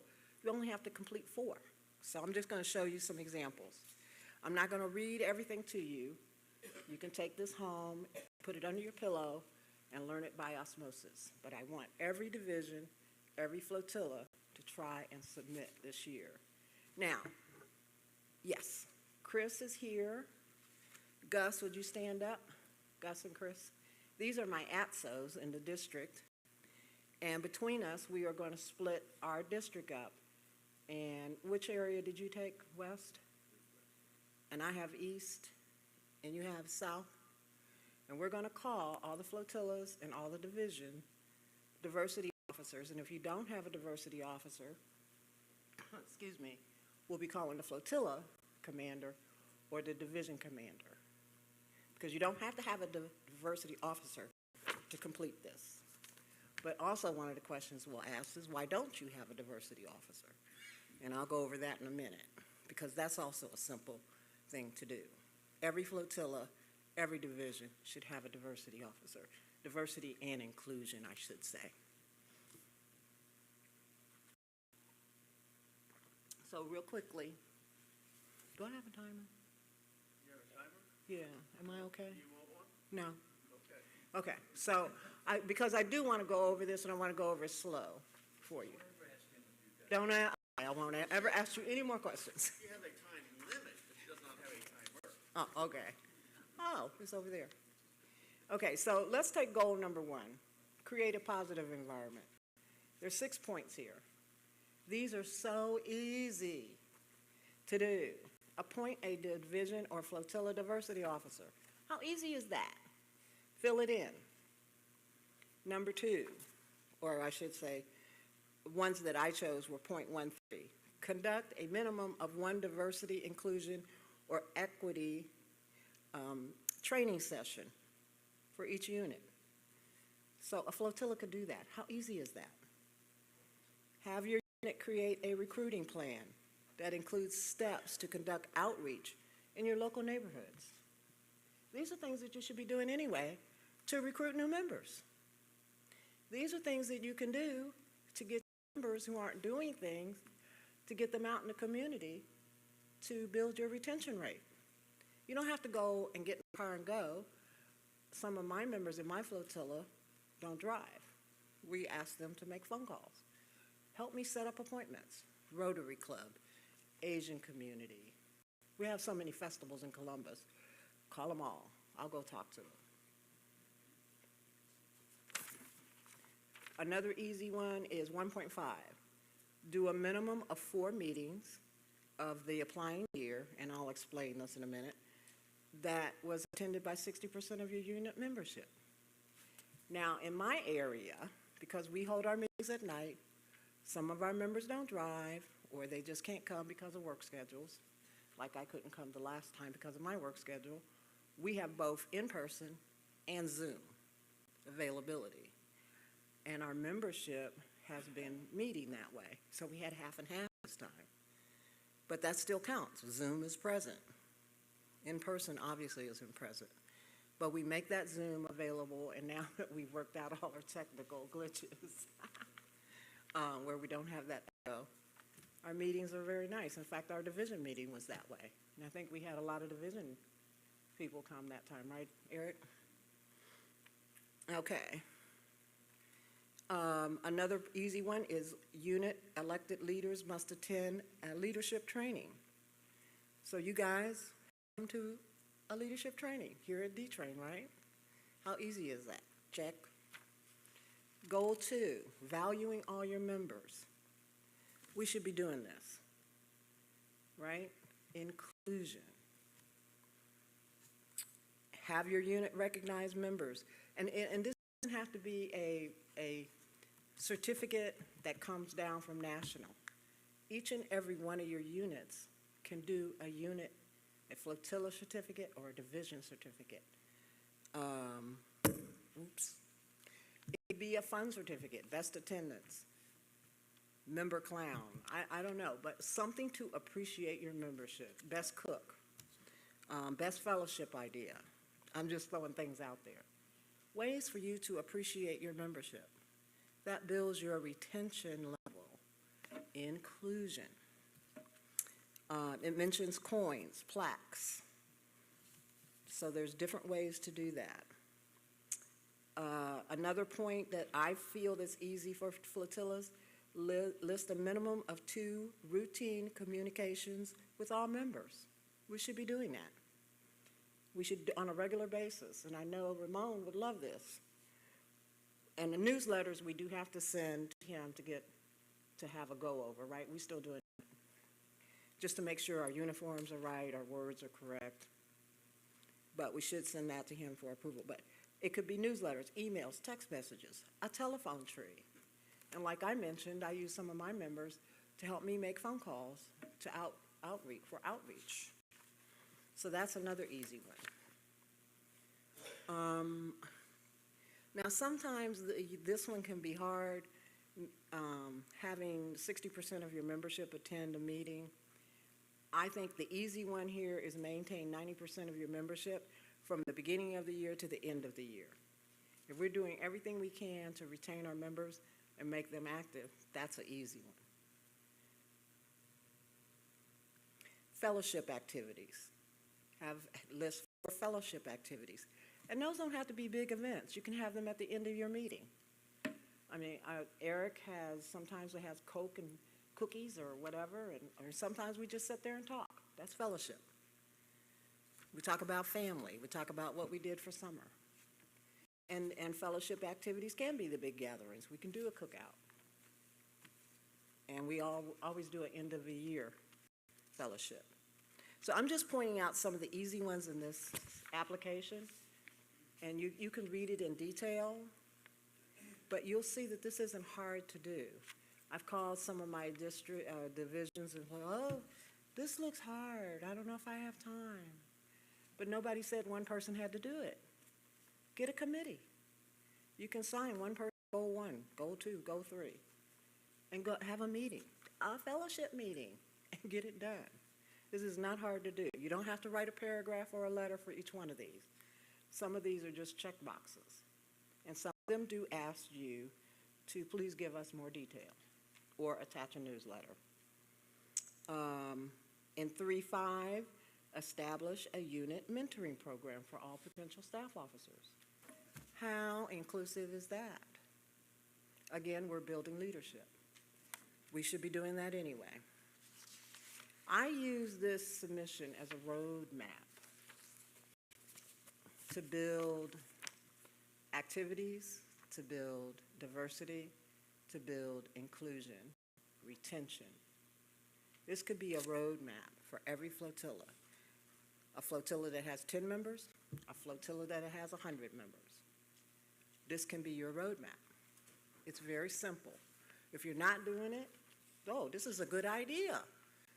You can look in here and say, this is a wonderful idea. We can take some of this and do it. Let me pick one more and then I'll move on to what some of the nuances are. Now the number, I think the one that creates the most problem for people is goal number 4, carry out diverse outreach activities. But if you look at it very closely, it's not that hard. Outreach to different communities, underrepresented populations, building a portfolio that you've completed at least 3 outreach recruitment activities. We do it to get people to come to our public affairs events. We'll be out at our Alum Creek or our Delaware Creek or Buckeye Lake, which are the waterways where we are in Columbus, and we'll reach out to the Asian community. We recently reached out to some college kids. Hey, come on out, we're having this event on Saturday. Learn what it means to be on a boat or a paddlecraft, what a paddlecraft boat looks like. So we do a lot of different things to get different communities out to come and see us, or we'll go to them. I remember the first time I did the Asian Festival, we had a booth. That was so much fun. The other one that Eric and I had a lot of fun, I forget who else went with us, was the Pride Parade. That was fun. Those people were great fun. We didn't have any members, but they now know who the Coast Guard and the Coast Guard Auxiliary is for sure. Because we had about 100 people stop by and say, "What are you guys doing here? Who are you guys?" But again, it was education, right? It was outreach. And a couple of the young guys said that they might be interested in Coast Guard Academy. So we gave them information on it. I mean, how cool was that? Okay, so now there are some nuances to this submission. While it's easy to fill it out, you must type it. There is a 2-page instruction. You know it's government, right? So there's always a 2-page instruction sheet. Please follow the instructions. Some of the nuances are it has to be typed, it must be signed by the appropriate person. You do not have to have, well, at the end, I think one of the things that our national staff person always tells me, and whenever we have a meeting, do not send it up the chain of leadership. Sorry, guys. Whoever fills this out, get it properly signed, have them send it back to you as the filler, and send it directly to the national staff in diversity and inclusion. There's a reason for that. As organized and manageable as we are, we sometimes tend to lose stuff.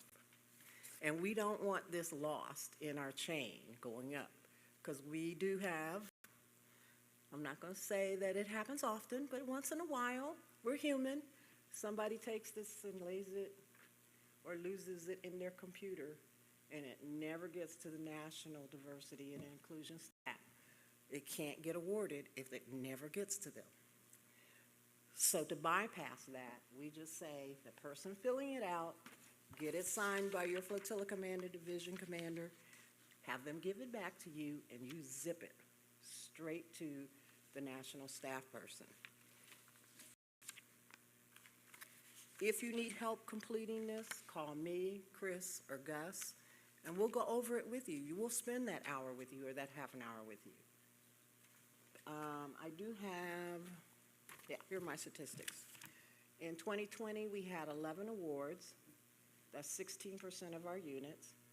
We have 68 flotillas and 12 divisions. In 2021, we had 12 awards, and that was 17%. This year, I would like to see us get 20 or 25%. Now, the most important nuance is that we submit in June for the prior year. So we are going to submit June of 2023 for 2022, January to December. So they give us 6 months to complete this. So there's no excuse. We are now at the end of April, so I want to see everybody getting busy with this. So, division commanders, get this down the chain and have your people get busy. Because you don't want me to come with wet noodles to your meetings. That was a joke, guys. Any questions? Yes. Two things. We've been completing this now in Division 5 a few years now. If you're a functional division in flotilla, you can't actually fail if you're functional. Thank you. It's about 20 minutes per flotilla. That's all it takes. Third item, you can submit it as a division with all your flotilla commanders attesting and signing, so you can do it as a joint submission where you can get on one meeting, fill out all your data together, and then submit that. So you can give one submission for the division and the flotilla. Right. The last item is, if you have a flotilla commander or somebody you just can't physically get hold of, National will accept an attestation and email saying that they agree with the submission, and they'll accept an attestation. So if you can't get a physical signature, you can still get it accepted. If you're breathing, you cannot fail this. Literally. And it is a recognition for the work that you're doing. It is. You know, next year you can be the speaker. I love it. Thank you. But that is, I mean, it is. He said it. If you're functioning flotilla or division, this is so easy. And all this information I gave you, and again, thank you, Coast Guard. They spent lots of money doing this. And I loved it when I saw it because that means I didn't have to recreate the wheel. Please use it. It's so critical to our success. There's so many good things in here. Pass it out. Give it to your membership. If you have questions, call me. If I can't answer it, I'll call the Coast Guard. But this is such good information. Please use it. And remember that our job, besides recreational boat safety, is our people. If we're not happy people, we're not going to get out there and do what we need to do as volunteers. If we don't build, recruit, and retain, we can't do our missions. We can't help the Coast Guard. This is diversity and inclusion is core to us being successful. We need new members. We need to retain the ones we have, like me, who are happy. And it's really that simple. And so I'm not going to beat a dead horse, but did I say enough of my words 3 times so that the marketing trick worked? Okay, readiness, diversity and inclusion, happy. Okay, thank you. Thank you.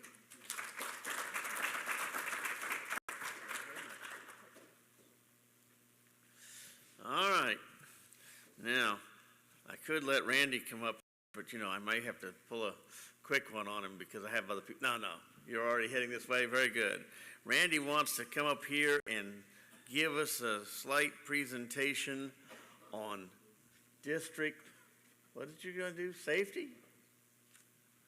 All right, sir, district safety. No, my podium. I'm letting you borrow it. Well, he didn't really introduce me with the job title that he put on me, but I'm District Safety Specialist. I answer to him. And I don't have any handouts. I'm going to be as brief as I can possibly be, so bear with me. But I want you to think about something. When you came in through this door today, did you see any safety? What did you see when you first stepped in? Trip. Okay, trip hazard. But the protection to keep from having a trip hazard. It was marked in yellow, okay? So we walked in the door, we looked down, we saw it, but we didn't think about it, but we stepped over it anyway, right? We didn't go ahead and trip. Well, I didn't anyway. Look around the room. Are there any potential hazards in the room here that you see?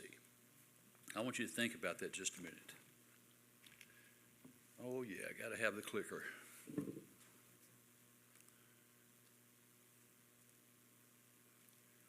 So just kind of a quick review. Why are we doing all of this? The idea is to reduce mishaps, improve readiness and availability. How are we doing this? By implementing a safety management system. One of our strategic goals. Why? For better mission performance. This is the overview. If you can see it, okay, I think you can. This is what we're going to be kind of going over today, so I'll let you read that. Give you a moment.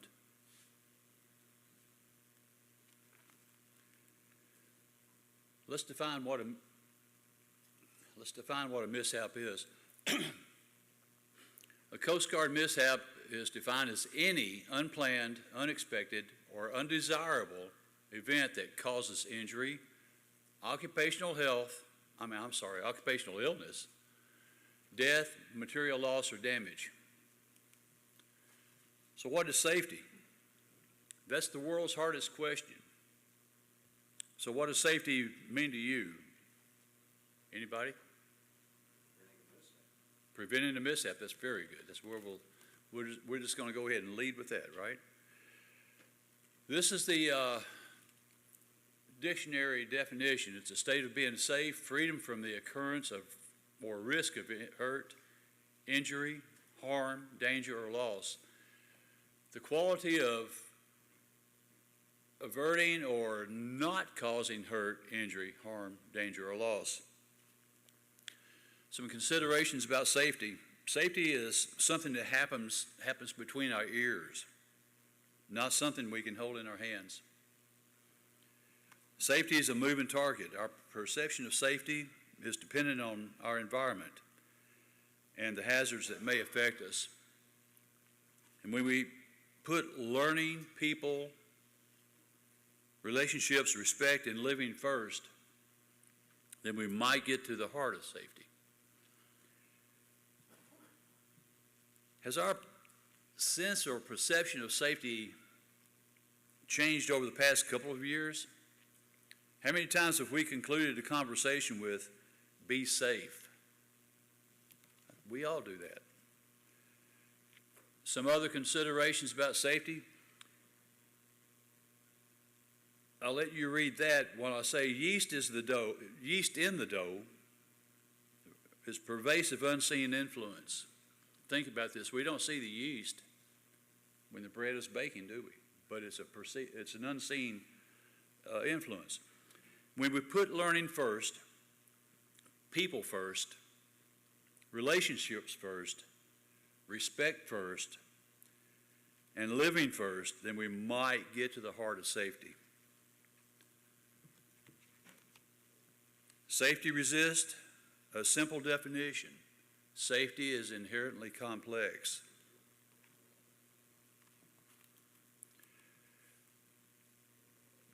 Take a look at that. What's your perception of safety in that? What could possibly go wrong? Everything, thank you. So what's wrong with the picture? Somebody pick out something on this and tell me something that's unsafe. The ledge is not very wide, he's standing on. Exactly. That's one. Looks like he's in flip-flops. He's in something there, yep. His footwear is not safe.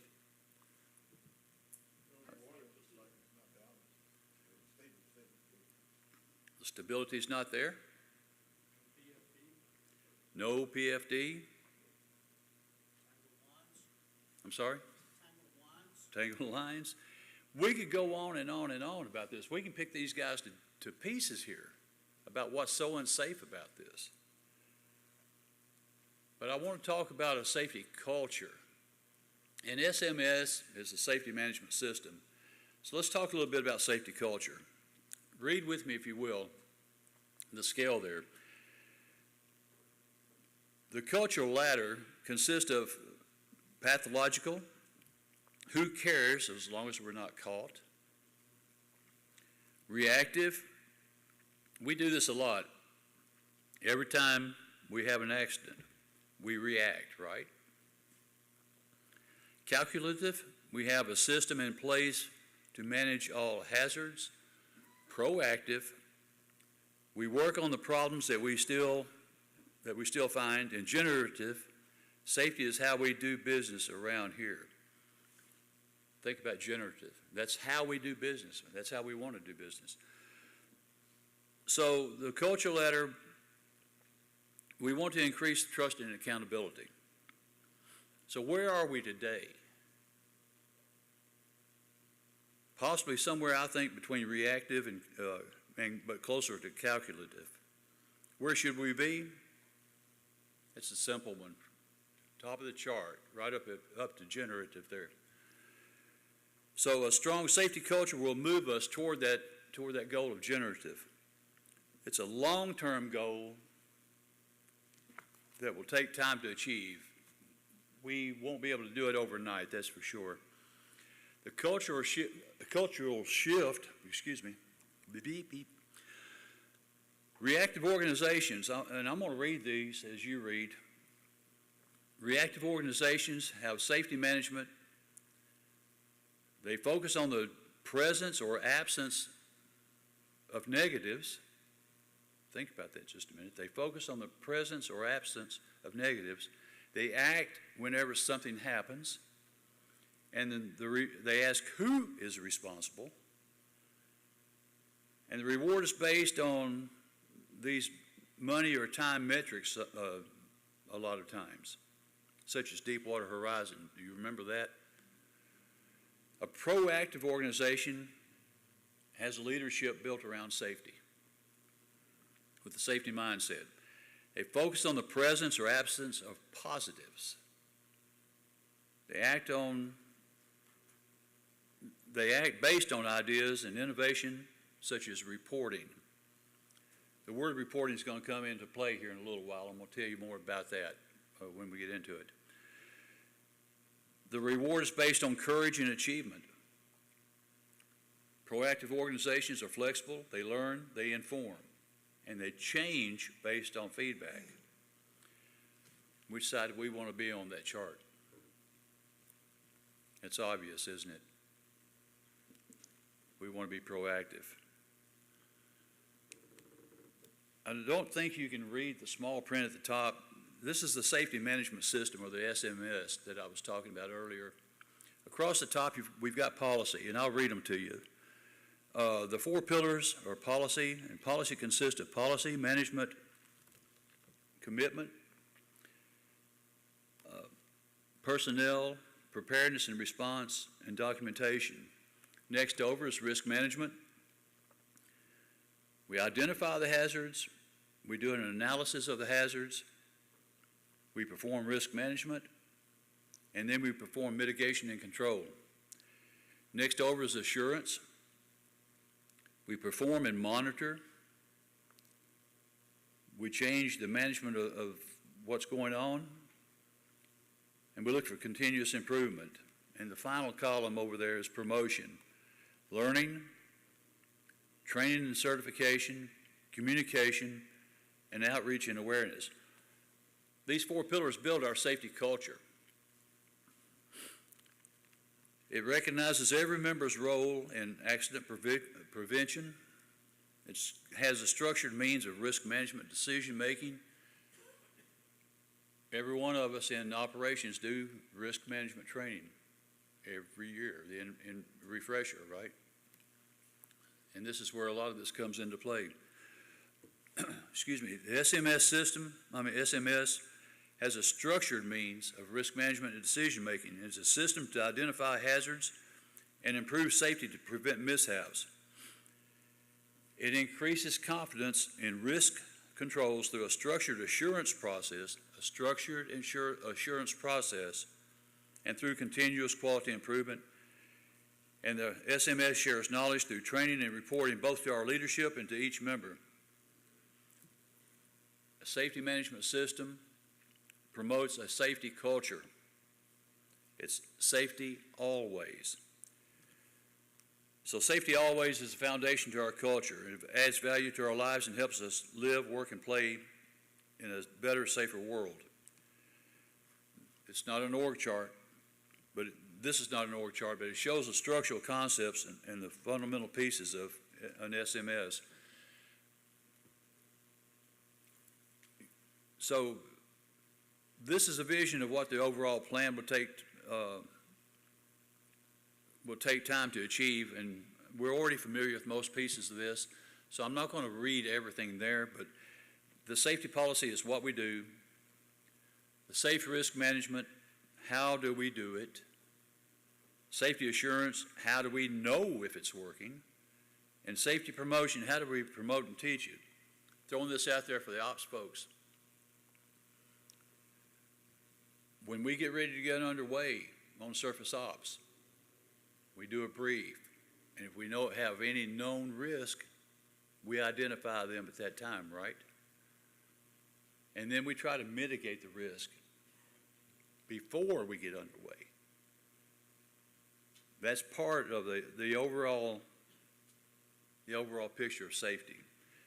So we have a safety policy, and it's what we do. Safety risk management, how do we do it? Safety assurance, how do we know if it's working? And safety promotion, how do we promote and teach it? Here comes the boss, put on your safety gear. This is a reaction.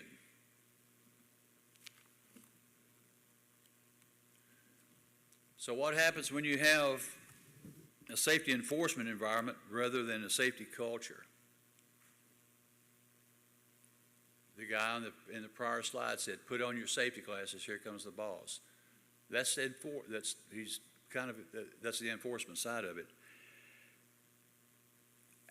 How would you know that you've got a safety culture in that same scenario? It may be a bit vague, but if he already had his safety glasses on, that's a safety culture. Follow? Any blank stares there?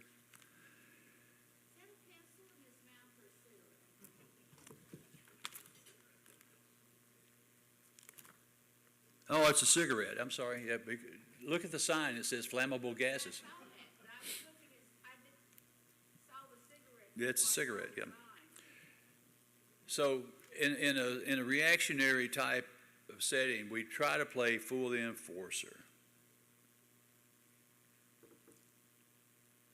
But our goal is for our members to identify potential hazards and dangers before it happens, or practice risk management. We want people to think through the risk and consequences of hazards. And I'm using this as an example. The guy thinks to himself, why should I wear safety glasses? I could do a big well duh right here. And I think we all know why to wear safety glasses, right? We want people to think through the risk and consequences of the hazards. And this is why you want to wear safety glasses. I want you to think about the pain or the potential loss of vision from these folks. So what is safety culture and change? Let's take a look at how we respond to change in new programs. And it requires responding to understanding change. Culture is a direct result of shared experiences. This can be viewed from the perspective of nations, organizations, professions, or other groups of people. Safety needs to be in our DNA. The auxiliary is a safety organization, are we not? Anybody want to argue that? We just had a great presentation from the RBS guy. Recreational boating safety. We're built around safety. We should incorporate safety in everything we do. Not just surface and air ops. Think about this. When you go into a classroom to teach a public education class, do you look around to see if there are any hazards for either you or the classroom, or the class rather? Do you have a safety briefing prior to your meetings or to your classes? Do you tell everybody where the exits are? What do we do in case of a tornado? Where do we meet in case we have to evacuate the building? You got 50 people in a meeting. Don't you want to account for every one of them? So you lay out a plan. We'll go out this exit, and we'll meet on the hill and count heads. Food preparation, our culinary folks, they've got to be really careful, don't they? Think about it. Knives are sharp. We're out walking the dock. If we're walking down through a marina dock, what are we looking? Are we looking for any hazards? We want to watch where we put our feet, right? I'm reminded of a commercial for, I think it's some kind of a sell on the TV drug or something to make you younger or something, but this lady's running down a dock to get to the little pond there to jump in with her grandkids, and she just barely misses stepping on a huge nail. Think about that. So when we're walking the dock, what are the hazards? Loose boards, nails, trip hazards. How about when we're at meetings? Think about it. So whatever you do, think safety always. That would be our DNA. Why not? The whys here, why? To make us better, to make us safer, to improve mission accomplishment, and that's why he's going to last. And to keep us from harm. Why not? We all want to better ourselves in our qualifications and our certifications. None of us want to tear up equipment or get injured or to injure someone else. A successful mission means we all come home intact with everything we went out with. None of us want to get injured. You might ask, well, we already have TCT and CRM, Crew Resource Management. They're going to be a part of our life forever. These are important tools to our safety management system.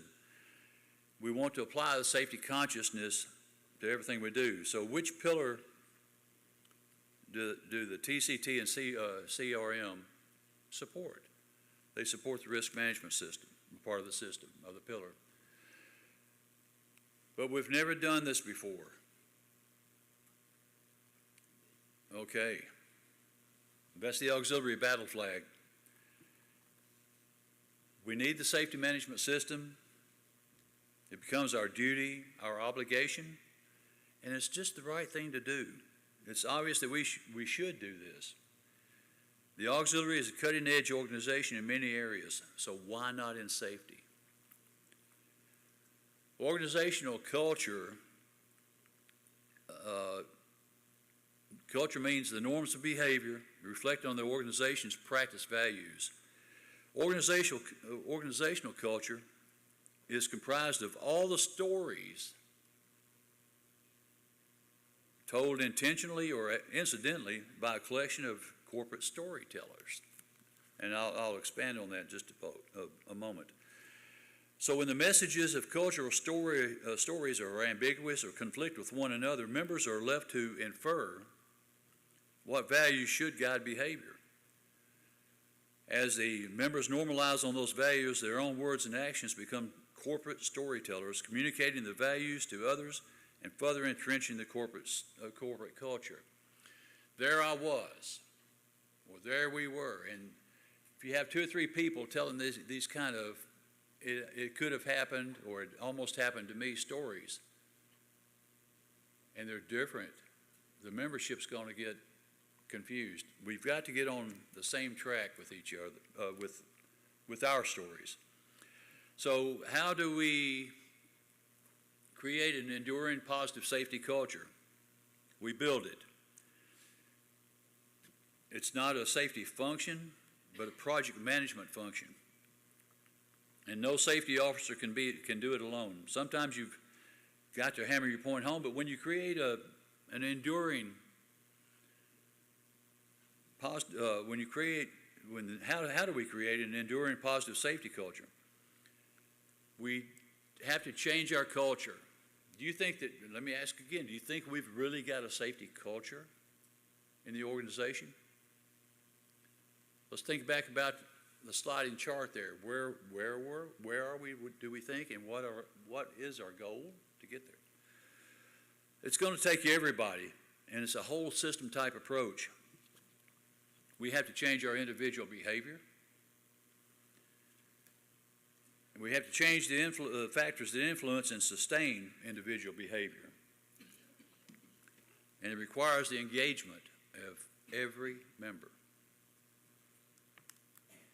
And every elected and appointed officer has the same responsibility to lead in this. So, safety culture begins with a just culture.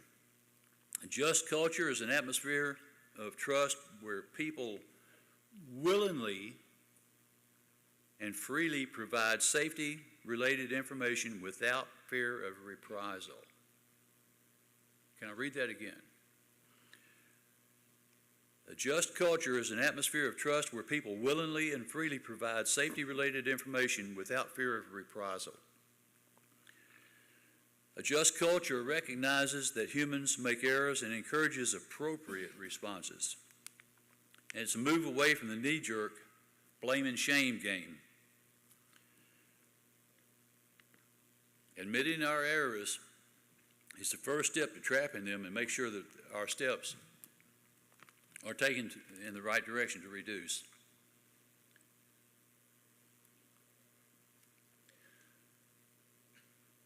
We have to have a reporting culture. Reporting cultures make it possible to report mistakes and hazards, and further, people are encouraged to do so. We don't want to play that blame game. Well, if you hadn't done X, you wouldn't be hurt today. Gosh, Flotilla Commander, I made a mistake. I almost had a fall because I tripped over my extension cords. Let's talk about it. How could we better improve it? So, to this point, a just culture is also a reporting culture. It's also a learning culture. And I've gone too far, but that's okay. We share information and see stories when we're together. We discuss close calls. And we share the things we could have done better. For the organization to reap the benefits of a safety culture, it must possess the willingness and competence to draw the right conclusions from its safety information system, acting on what has been learned. A near miss, can you see that okay? The load that's being slung from the sling there, slung from the sling. There's a flaw in the equipment there. These two guys walk under it. Just as they walk past it, it breaks. That flaw breaks. That was a near miss. The fourth frame there is the accident. So why do we talk about the near misses? Somebody give me some help here. Why do we talk about the near misses? Exactly, that's it. It could have become an accident if we came close, and I've heard it said that close only counts in the horseshoes and hand grenades. This is true. Close also comes close to getting somebody hurt or killed or equipment torn up. We got to be proactive, catch the hazards before somebody gets hurt. Informed. We got to understand that an informed culture is one that those involved manage and operate the system that have current knowledge about the human, technical, organizational, and environmental factors that determine the safety of the system as a whole. Simply put, those operating in an informed culture know operationally where they've been, where they are, and where they're going. We have to have a flexible culture, semper cumbi. We adapt to changing demands, and we collect multiple signals from a variety of sources. And we're flexible enough to allow adjustments in the face of unstable or unchanging circumstances. This is how it all works. You start with your just culture. A just culture develops into a reporting culture, which develops into an informed culture. As you see the gears turning, that runs it back into a learning culture, flexible culture, then that gives you the safety culture. Some strategies and tools to work with. I'm not going to read the small print on that. We're going to press on because I know everybody's batteries. There we go. That's how it's supposed to work. Strategies and tools. Developing effective leadership begins with respect, trust, and open and honest communication.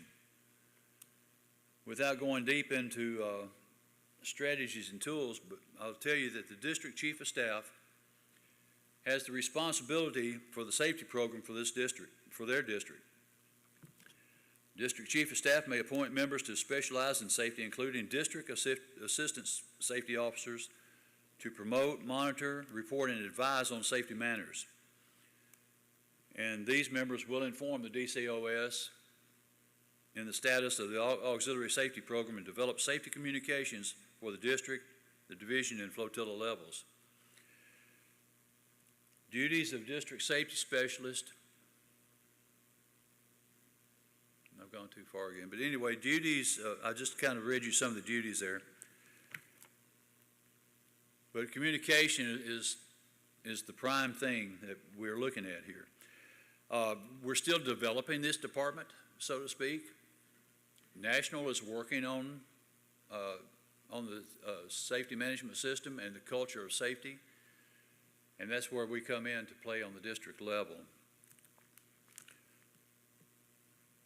We've got to ask ourselves, how can we do it and do it better?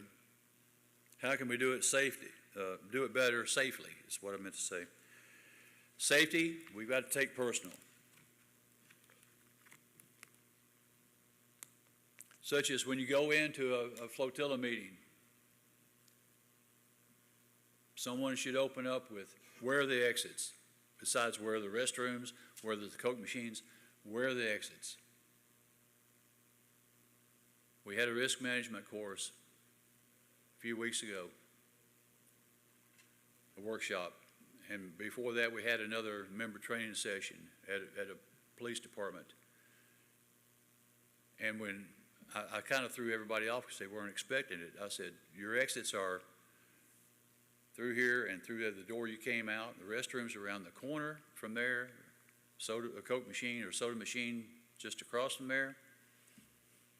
In case of an emergency, we go out either that door. If it's blocked, we go out this door. We meet across the parking lot on either side and count heads. We go out the same door. In case of a tornado, we all go into the restrooms,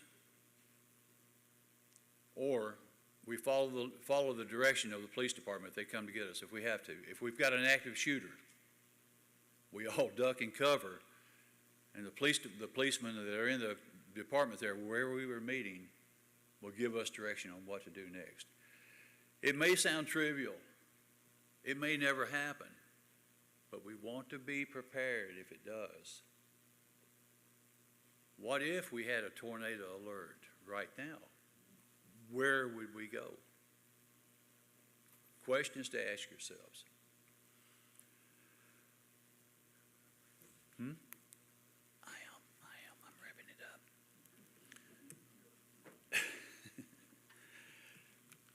So those are just some of the strategies. If we share stories and lessons learned, when we're on a boat, we can talk about it almost happened to me. And that kind of opens up some open dialogue. But the thing is, we don't want to be pointing fingers at people if they make a mistake. Sure, we're all going to make mistakes.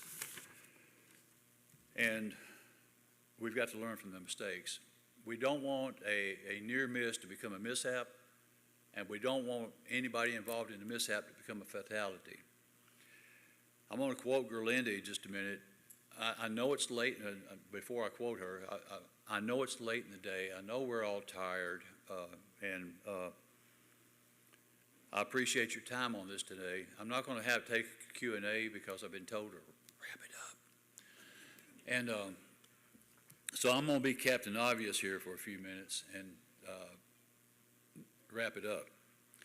I do want to quote something Gerlinde said just a little bit ago. This is good information. Please use it. It's vital to our success. I ask you to, if you have any questions on this, please get with me at some point. You can email me, call me. Let's talk about it.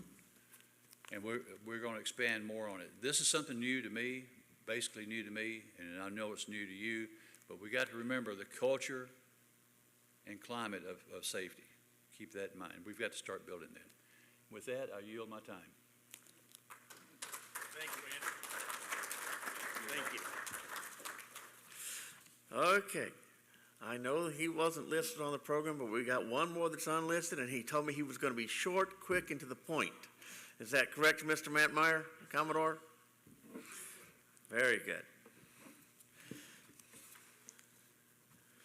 Because these people are going to want to get to fun night eventually. I'm not the bad guy, believe me. Okay, so there's two items I want to bring into perspective here, and most of it has to do with the division commanders. One is the past Division Commanders Association. Some of you will be rotating out in the fall, right? In the fall, we'll have an election. And I would urge you, the ones that are rotating out, to join the past Division Commanders Association. The question was brought up, what do you do? Well, what we do is we support. For one, we support the Commodore in his missions. If he asks the association to do anything, as what you saw this morning, the memorial, we do the Fallen Soldier Table, and other programs that the Commodore wants us to do. We also mentor. Those of you that have been through the division commander up to that level have some experience on how to resolve issues, how to handle people, and various other items. And that's another thing we do. Several years ago, we had a lot of flotillas and divisions, red flagged because of membership. Well, the past Division Commanders Association members stepped in and they mentored a lot of those divisions and flotillas to help bring them back up to strength. And that's what we're here for, is to help mentor the ones behind us. And not just that, I mean, anybody can mentor anybody. Just because Commodore Whitaker is at the top of his game right now doesn't mean that someone can't mentor him. Okay? So it goes both ways. A lot of times when you mentor somebody, you learn things yourself that maybe you've forgotten, or maybe they teach you something. So it's a good thing. Anyway, real quick. Does anybody here know what the CGAUX CRC is? Hey, all right, good. You do, I know you do. Okay, so it's a position, and it's not a DSO position. The CGAUX-CRC reports directly to the Commodore. CRC means Civil Rights Coordinator. Now, if we all do and abide by what Gerlinde was teaching us today, we may not need the CRC. That's me. The reason it's not a DSO position is because any district can use any CRC throughout the nation. I've already handled one case for 8 Western. So it's a floating position. Civil rights. You get into a touchy gray area there. So my suggestion is, and a lot of you, or hopefully not, but some of you may experience having to take care of an investigation for a complaint. Once it comes up to you, there are avenues, and the Oxman spells out specifically how to handle investigations. That's your first course of action. If you think it's a civil rights case, or it comes to you as a civil rights case, you come directly to me. It doesn't go up through the chain, it comes directly to me. That information is held secret. The only people that are involved in this investigation are the actual people involved, and that includes how it gets to me through the division commander. They will not be on a daily information report. It comes to me, I will contact legal. That's my first course of action. Contact legal. Here's the case I've got. and then they will help me not direct the investigation, but stay on the timeline. And I will report directly to legal with this case. It won't go anywhere else. So if you have that come up, make sure your people know that this is sensitive information. It is not to be talked about in a flotilla meeting or any other meeting or people to people. It's held very tight in the hip pocket.